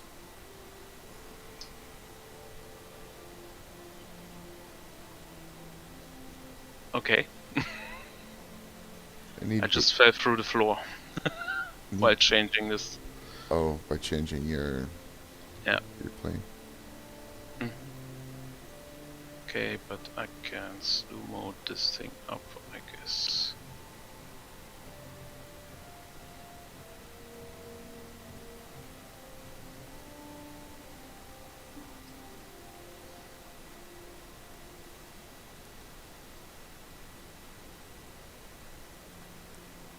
Does the F-14 have a launch bar, or is it expected to just full afterburner? No, it's the same thing for all the carrier-based planes. Mm-hmm.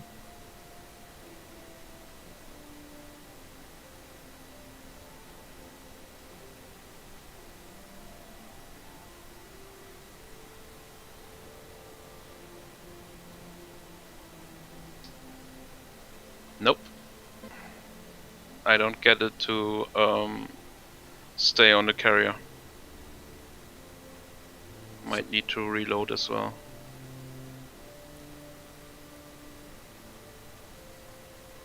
Oh, like you can't even get it to sit on the carrier? Looks like it, not with a slew mode at least. It falls through directly. Yeah, I didn't have any luck with slew mode either. Like it didn't kind of register the carrier as a physical object, so I just kind of took off. Yeah. USS Theodore Roosevelt.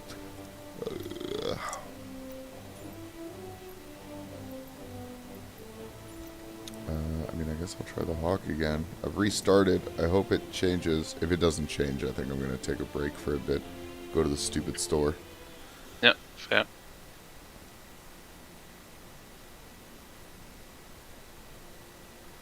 That's exciting that it works, though. It gives me something to look forward to. Man, I'm getting excited. 3 days. 3 days and I'm going to be on PC. I'm going to get my card and I'm going to immediately message my boss and I'm going to be like, I'm going to be incommunicado for the next 24 to 48 hours.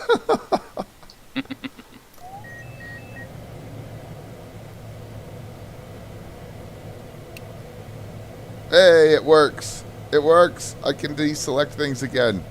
Whoop whoop. So you need to line up with the launch bar, with the launch, with the catapult. Right. So it's probably not working from there. Oh God, it is working from here. All right. We're in the air. All you have to do is take your parking brake off and it launches you. Well, that's exciting. Okay, let me see if I can stay in the air long enough that I can look down. Is that an option? Okay. And then what? I just put my hook down and then land? Yep. Alright, my hook's down. Do I have to... You said it automatically put my launch bar up, right? Okay. Yeah, it after launching it seems to be putting it up again. Yep.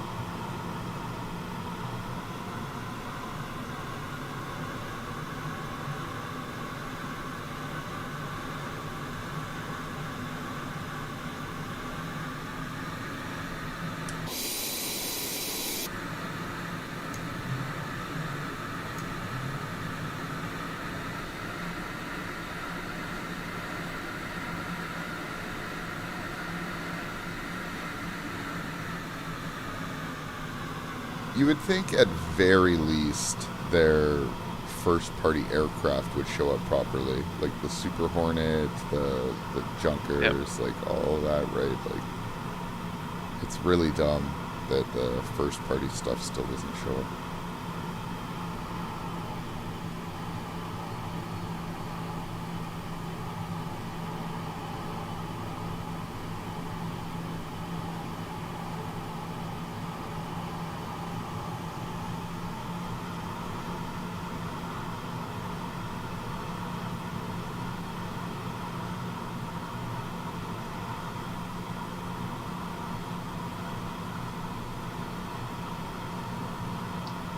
Okay. In the Hornet, the launch bar is in op. Oh, is it? Mm-hmm. Lame. Yes.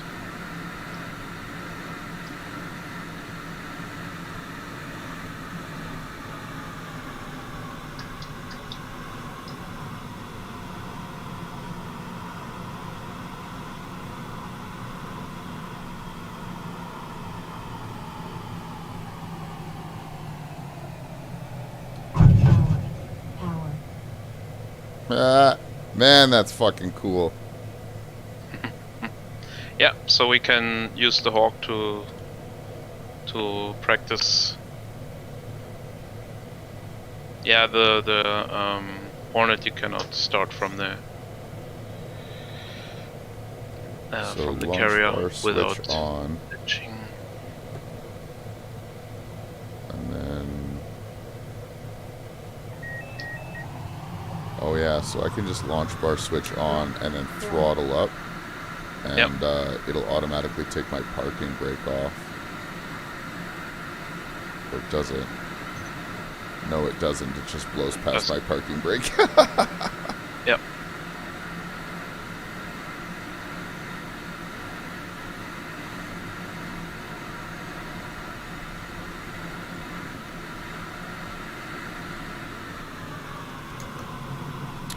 That's super cool. I'm ecstatic that that works. I wish you could try the F-14. You don't have the F-14, do you?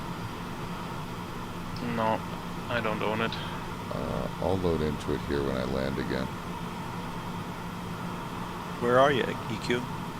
Holy shit, Florida. Fuck, I didn't know you joined the channel. I just did. Where, I should give you a disclaimer. I'm streaming on YouTube, so your voice is going to go live, FYI.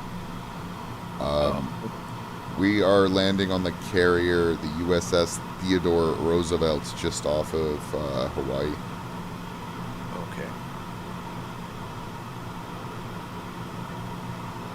We've learned that the tail hook and launch bar on the T-45 Goshawk actually works on this carrier add-on that's on Xbox, so it's been a lot of fun now.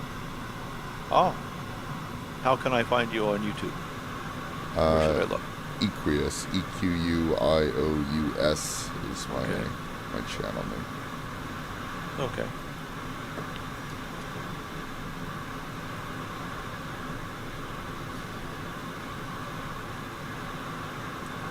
Okay, yeah, I've got your... My inability to like both control my plane and adequately control my camera is like my deaths now all the time.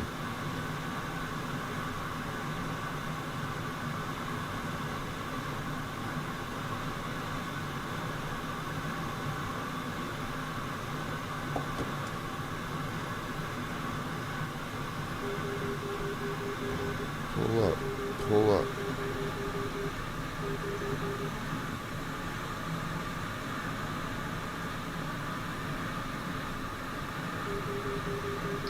No, it's not trapping the Hornet either. That sucks a lot. Yep.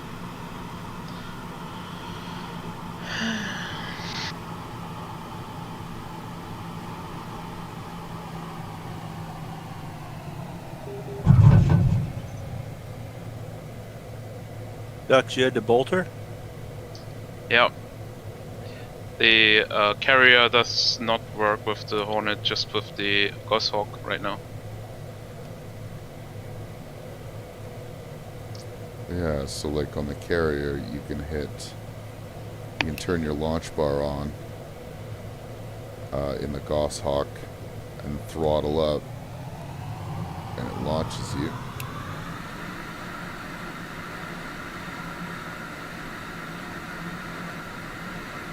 That's so cool. I'll never get enough of that. I'm going to load up into the Tomcat and see if it's at all functional, because that would really be my dream. Ah, You should join us. I'm not sure if you have any jets, but you could probably land something small on there. Oh, you may not have the add-on. Shouldn't be assumption.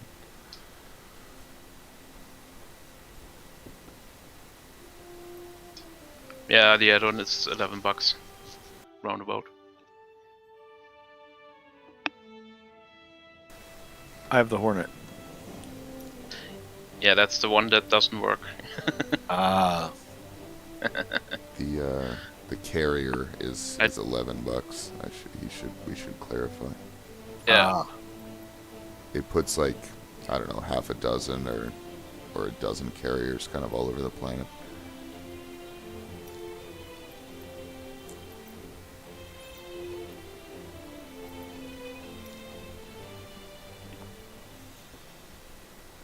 Oh, my shoulder's killing me.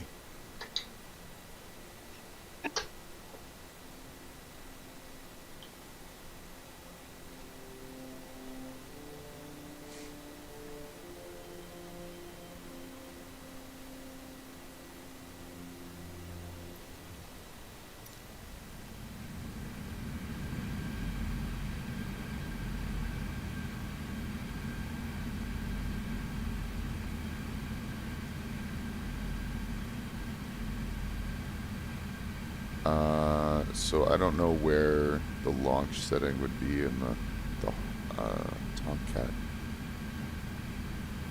I know where the tail hook is.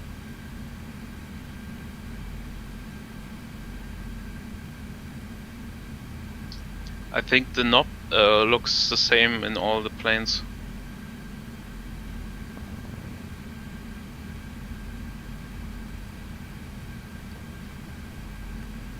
It's not LDG/DLC, is it? No. Mm-mm. The switch is fuel pump.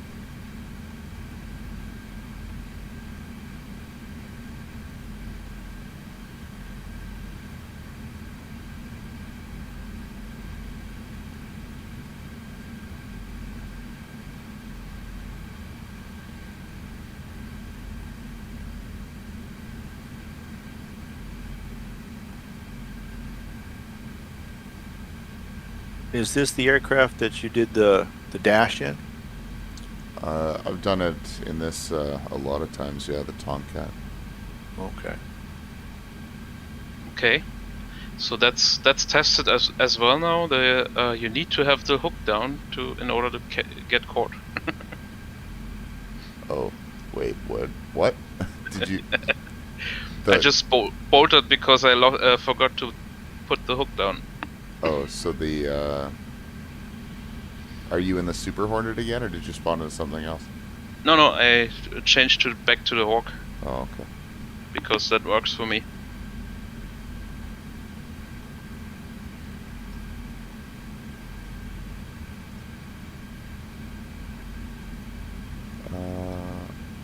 I don't know even really what I'm looking for. like a cylinder square across the switch. Like, I would assume it's this, but this is like fuel dump. Oh, Right. I don't see your stream right now. Oh. 1 second. What about rudder trim over here?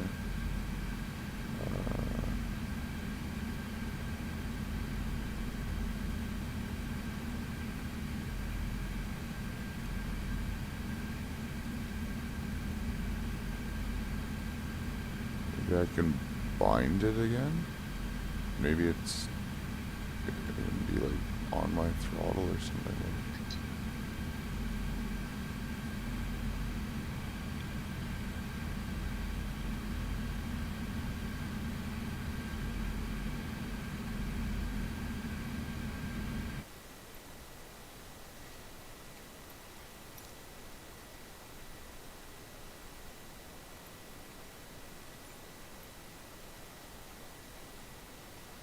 Oh!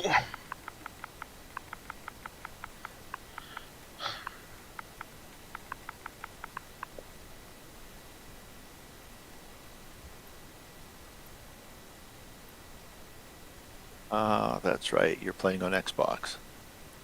Yep. Well, I'm gonna bind this too.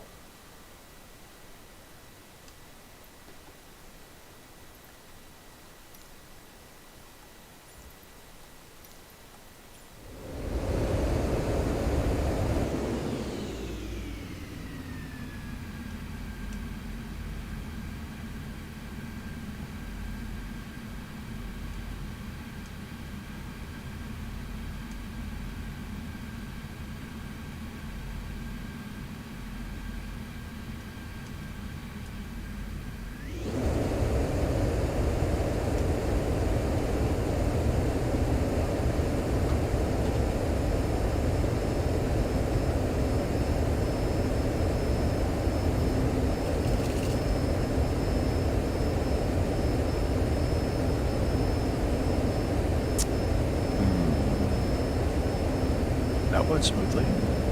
Yeah, but it wasn't like the launch. Like, it wasn't a launch. It was just me afterburnering off the end. Mm-hmm. I'll see if the tail hook works, and that'll probably be all of the evidence we need. I think so. Shouldn't there be some way? I mean, officially, the launch is the carrier's responsibility.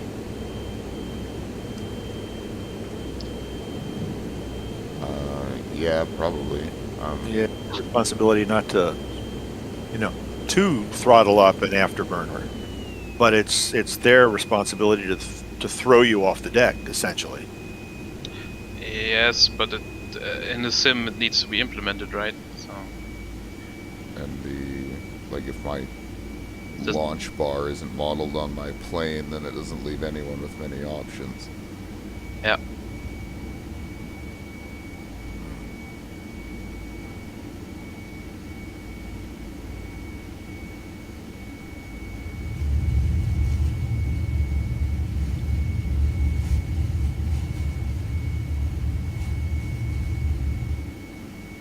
The very first sim that I ever played in a DOS machine, that's all that there was.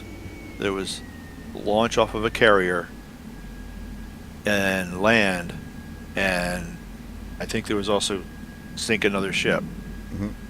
What more do you need, really? Very, very simple, very basic. Simple concept, but difficult execution. So the answer is no, the tail hook doesn't fucking catch you. Shit. Bolter. Nope. Nope. Don't go in the drink. Don't go. Oh, man. No luck. We'll load up in the Hawk and we'll do a couple more.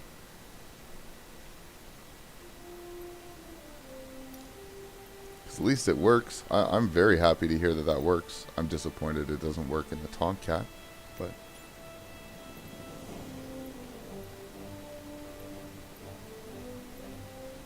this is gonna take Maybe it will in the future. Oh, I mean it better. Tomcat cost me a lot of money. Yeah. And the carriers too.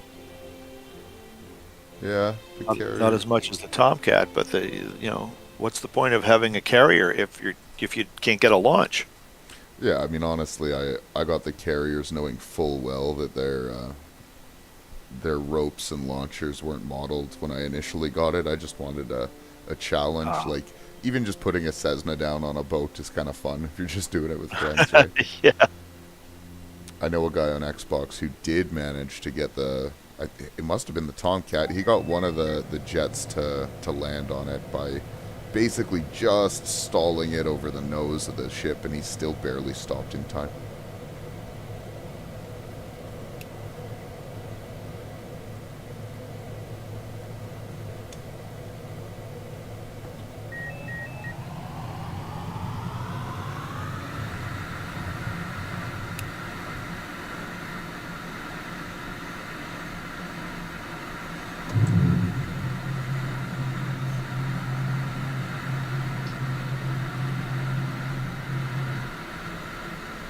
It's hilarious to me that the launch system doesn't give a shit if your parking brake is on.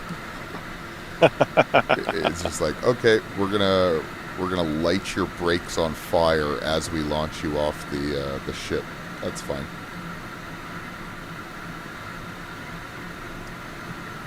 Oh, God.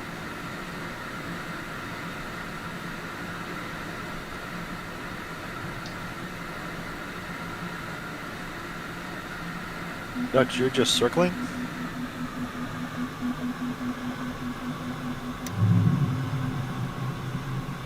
I'm trying to get my ass back in the air because I'm the velocity vector of the Hawk still points to the moon. Oh. Like it's not usable, even though they fixed the HUD. The velocity vector does not show you where it's going.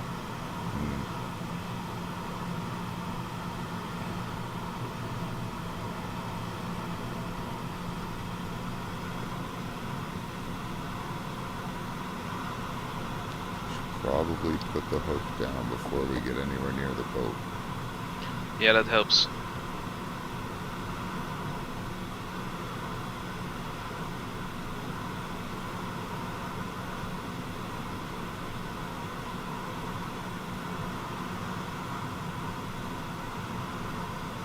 Oh, shit, I aimed myself at you assuming you were at the boat. I'm beside it.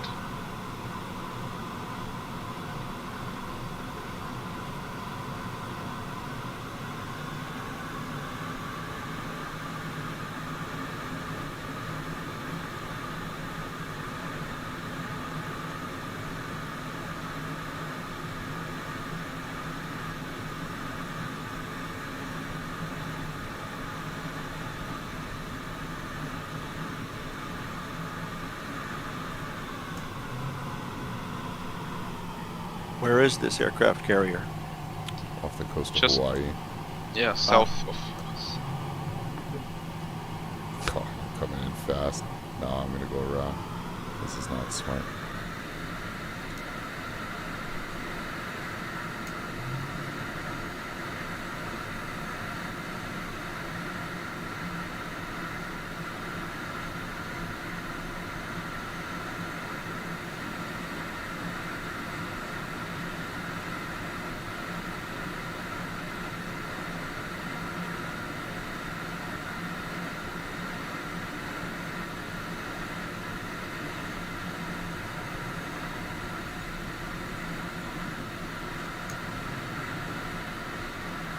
But I just watched you nosedive into the ocean, Ducks.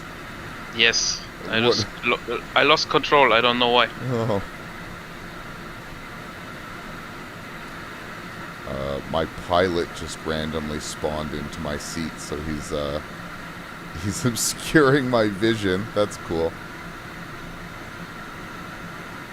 Yeah, you need to set the weight of the pilot to 0. I mean, I hadn't had him in my vision up until this very moment, so... I know he pops in at random times for me as well. Did he randomly just, like, eat a cheeseburger?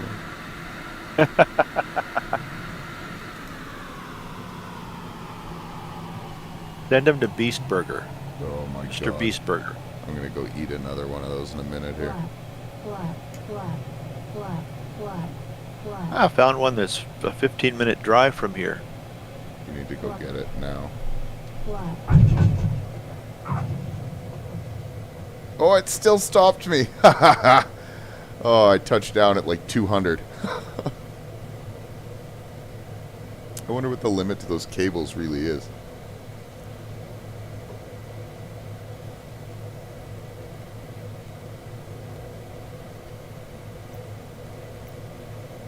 You did it. You did it again. We did it, boys.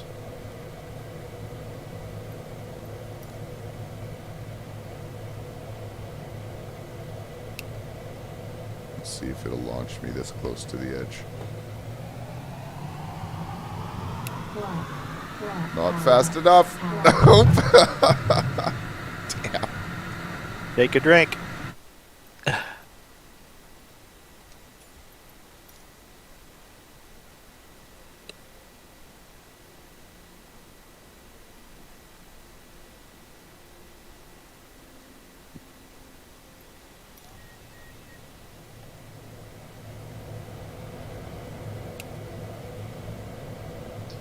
Okay, I think I know what I did wrong there.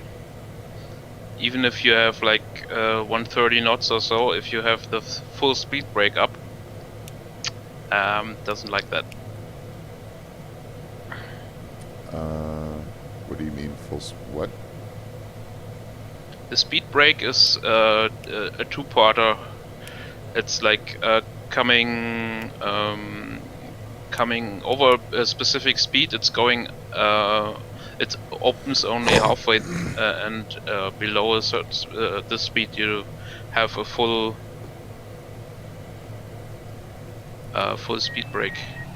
I see.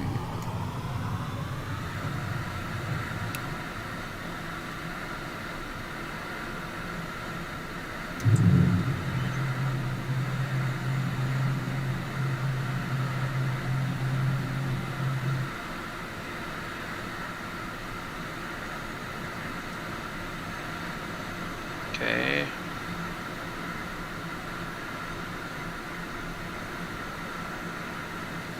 Wow.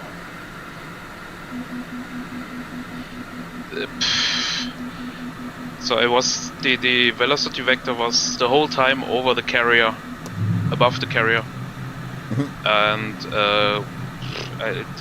I was barely making it on top of it. I don't understand why it's screaming at me about wheels. Is it because of my flaps? Oh good. I've got a cat that's coming to join me. Hi. Hi, Kerrigan. Hi. There's no way I'm going to be able to land this with you in my way.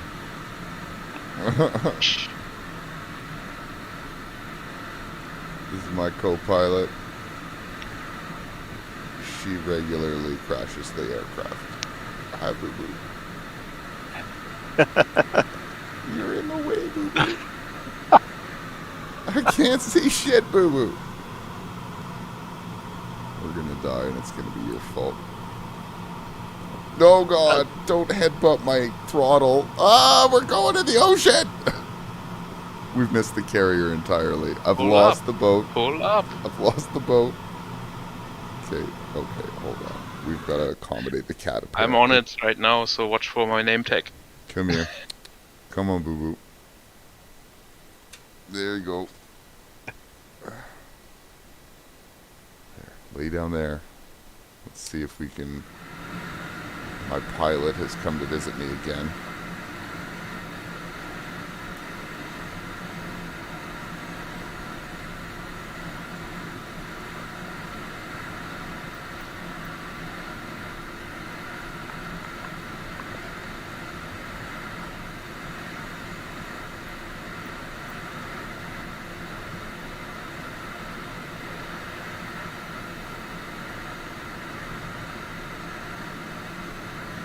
You know, I gotta say, for all the flack controlling aircraft with an Xbox controller gets in the community, it's like objectively easier.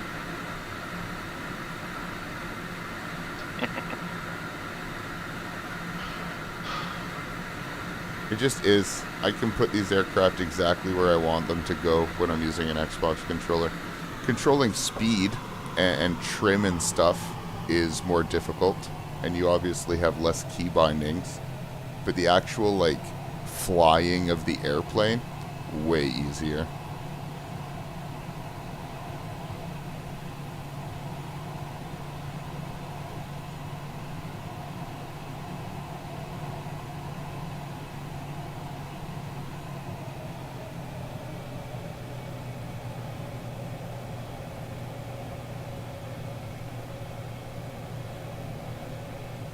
Are you set to volumetric clouds?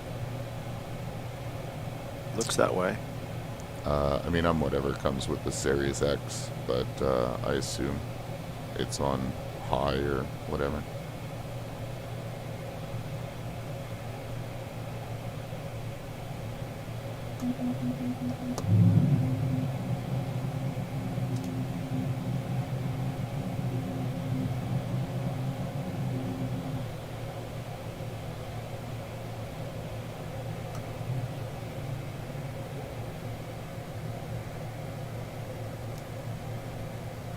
There goes ducks.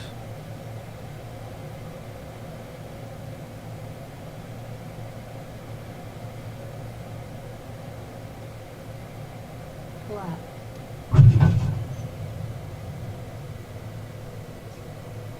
Done. We did it, boo-boo. Did it again. Nice. Good work.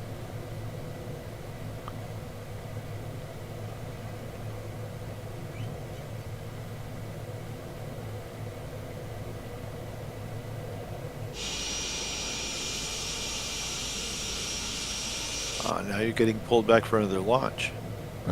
Yeah, you can bind pushback in the sim, so I have it bound on my Xbox controller so I can just get a pushback when I'm in the middle of nowhere kind of thing.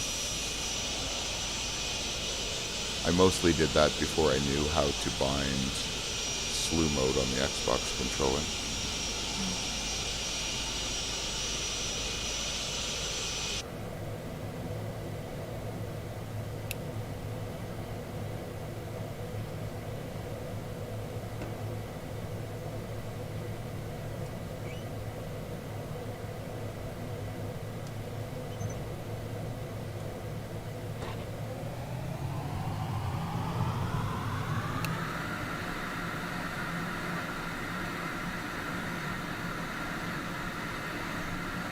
Do you launch with flaps or no? I believe the standard operating procedure is to launch with flaps. I do. Okay. Halfway. 50%.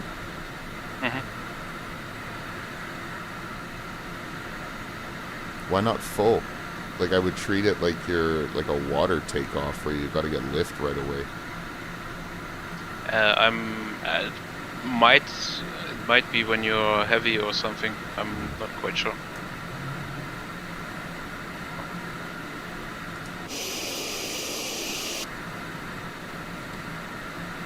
How fast does the launcher actually throw you?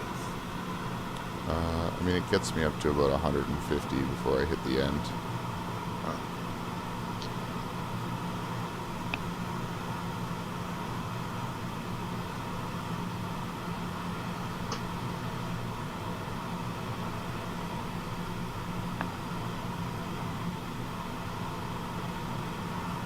Man,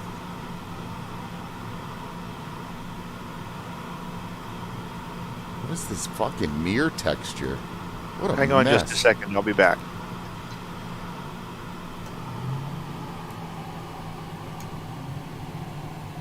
Oh shit, I forgot to put my hook down.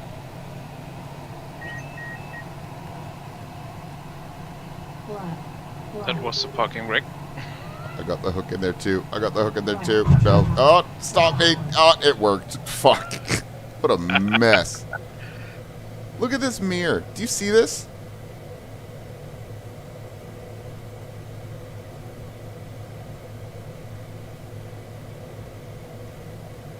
Done. Oh, on my screen you have no wheels.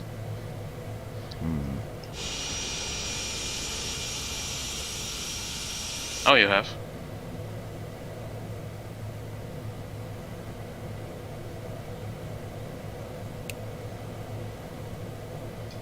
Okay, that was fun. Can you launch with the tail hook down? Is that just Yes. not smart? I did that accidentally, so yes. So, like, it can happen, but is it not smart? No, it's not smart. Alright.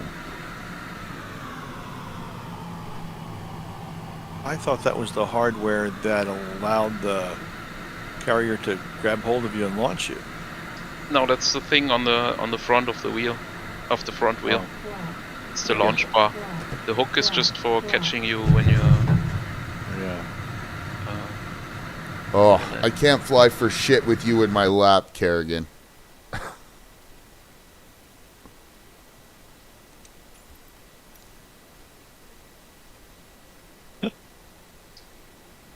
I wonder what our fur babies are up to. Yeah. Nobody here? That's weird. If you're still looking at my stream, Florida, this bar in the front of my nose wheel, that's your launch bar. I'm still watching.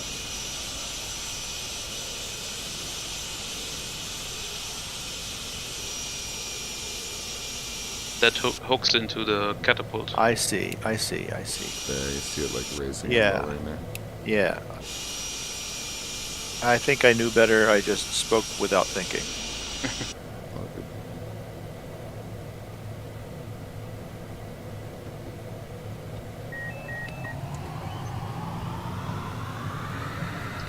Okay, I will take a break. All right, catch you in a while then, ducks. Yep, see you. I'm gonna do one more landing and then do the same. But you have a good one, Alright. Ducks. We'll see you later. Yep, see you later.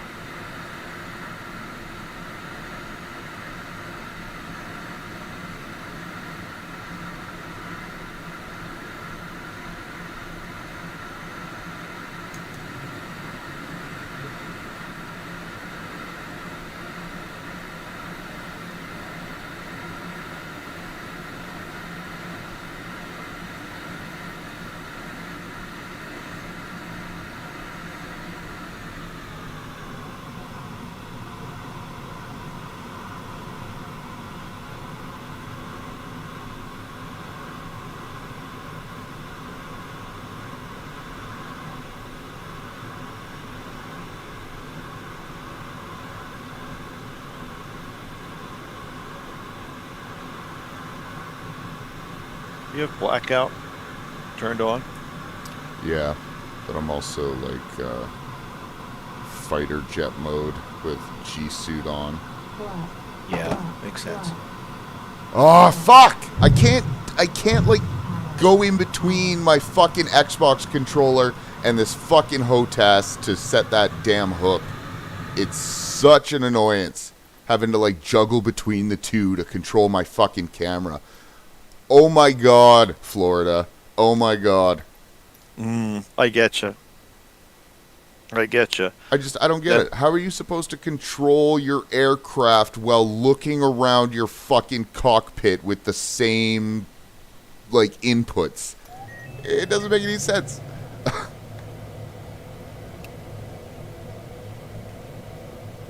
Yeah, I would definitely put your tail hook on, bind it to something.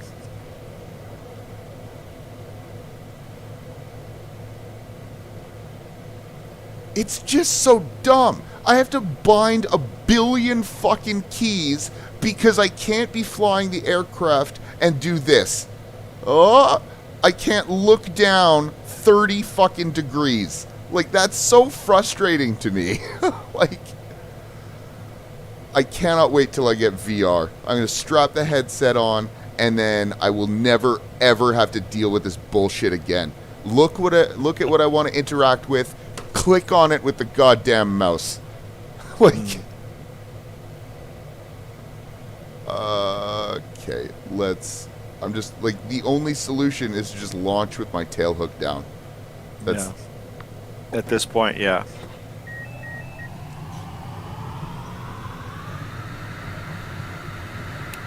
So you've got what? 4 days, 3 days to wait? it's supposed to arrive, my graphics card's supposed to arrive by the end of the day on the 30th, so it should be 3 days. But, like, realistically, it'll be 4 days before I have everything set up, configured, and messed around with, right? No, I don't believe that. Why?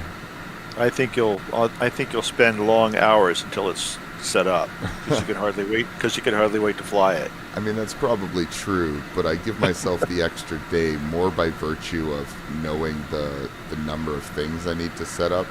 Like, setting it up so that it works good with Flight Sim, I'll be perfectly honest, is third or fourth on my list of things that I want to get it set up for. So, like, the very first thing I'm going to do is make sure that I can set up a virtual workspace. Like, I want to be able to use this while I'm working during the day. And I want to get all the bugs out of that so that I know how to do it.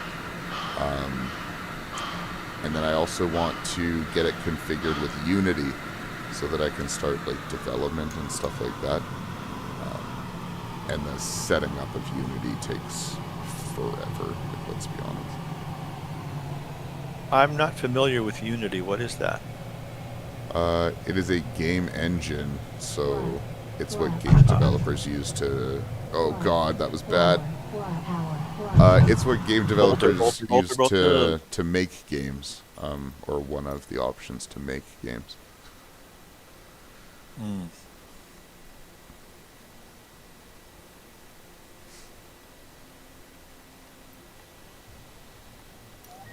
I've got this idea in mind where I want to make a VR experience in Unity where kind of the whole premise is it's a room that you load into, and it'll be almost like a virtual garden. Like, I kind of want to start with a single plant that you care for, and it, like, grows over time.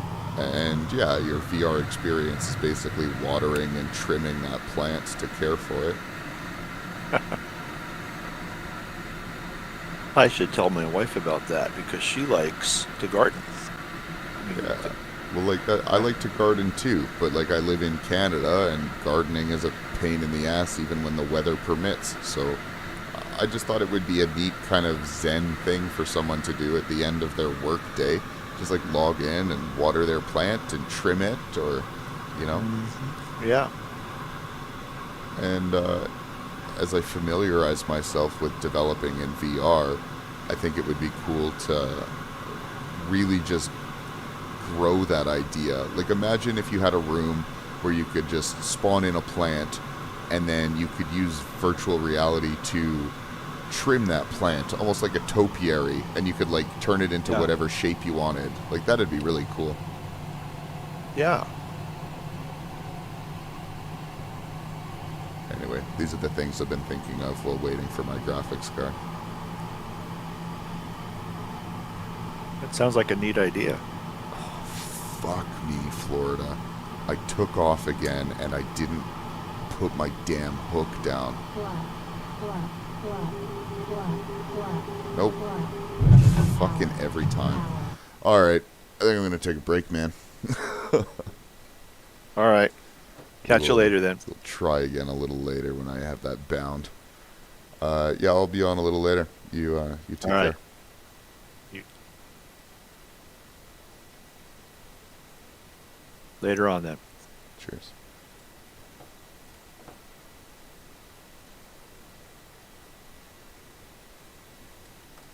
And goodbye to the people watching the VOD. Yes, I'm rage quitting.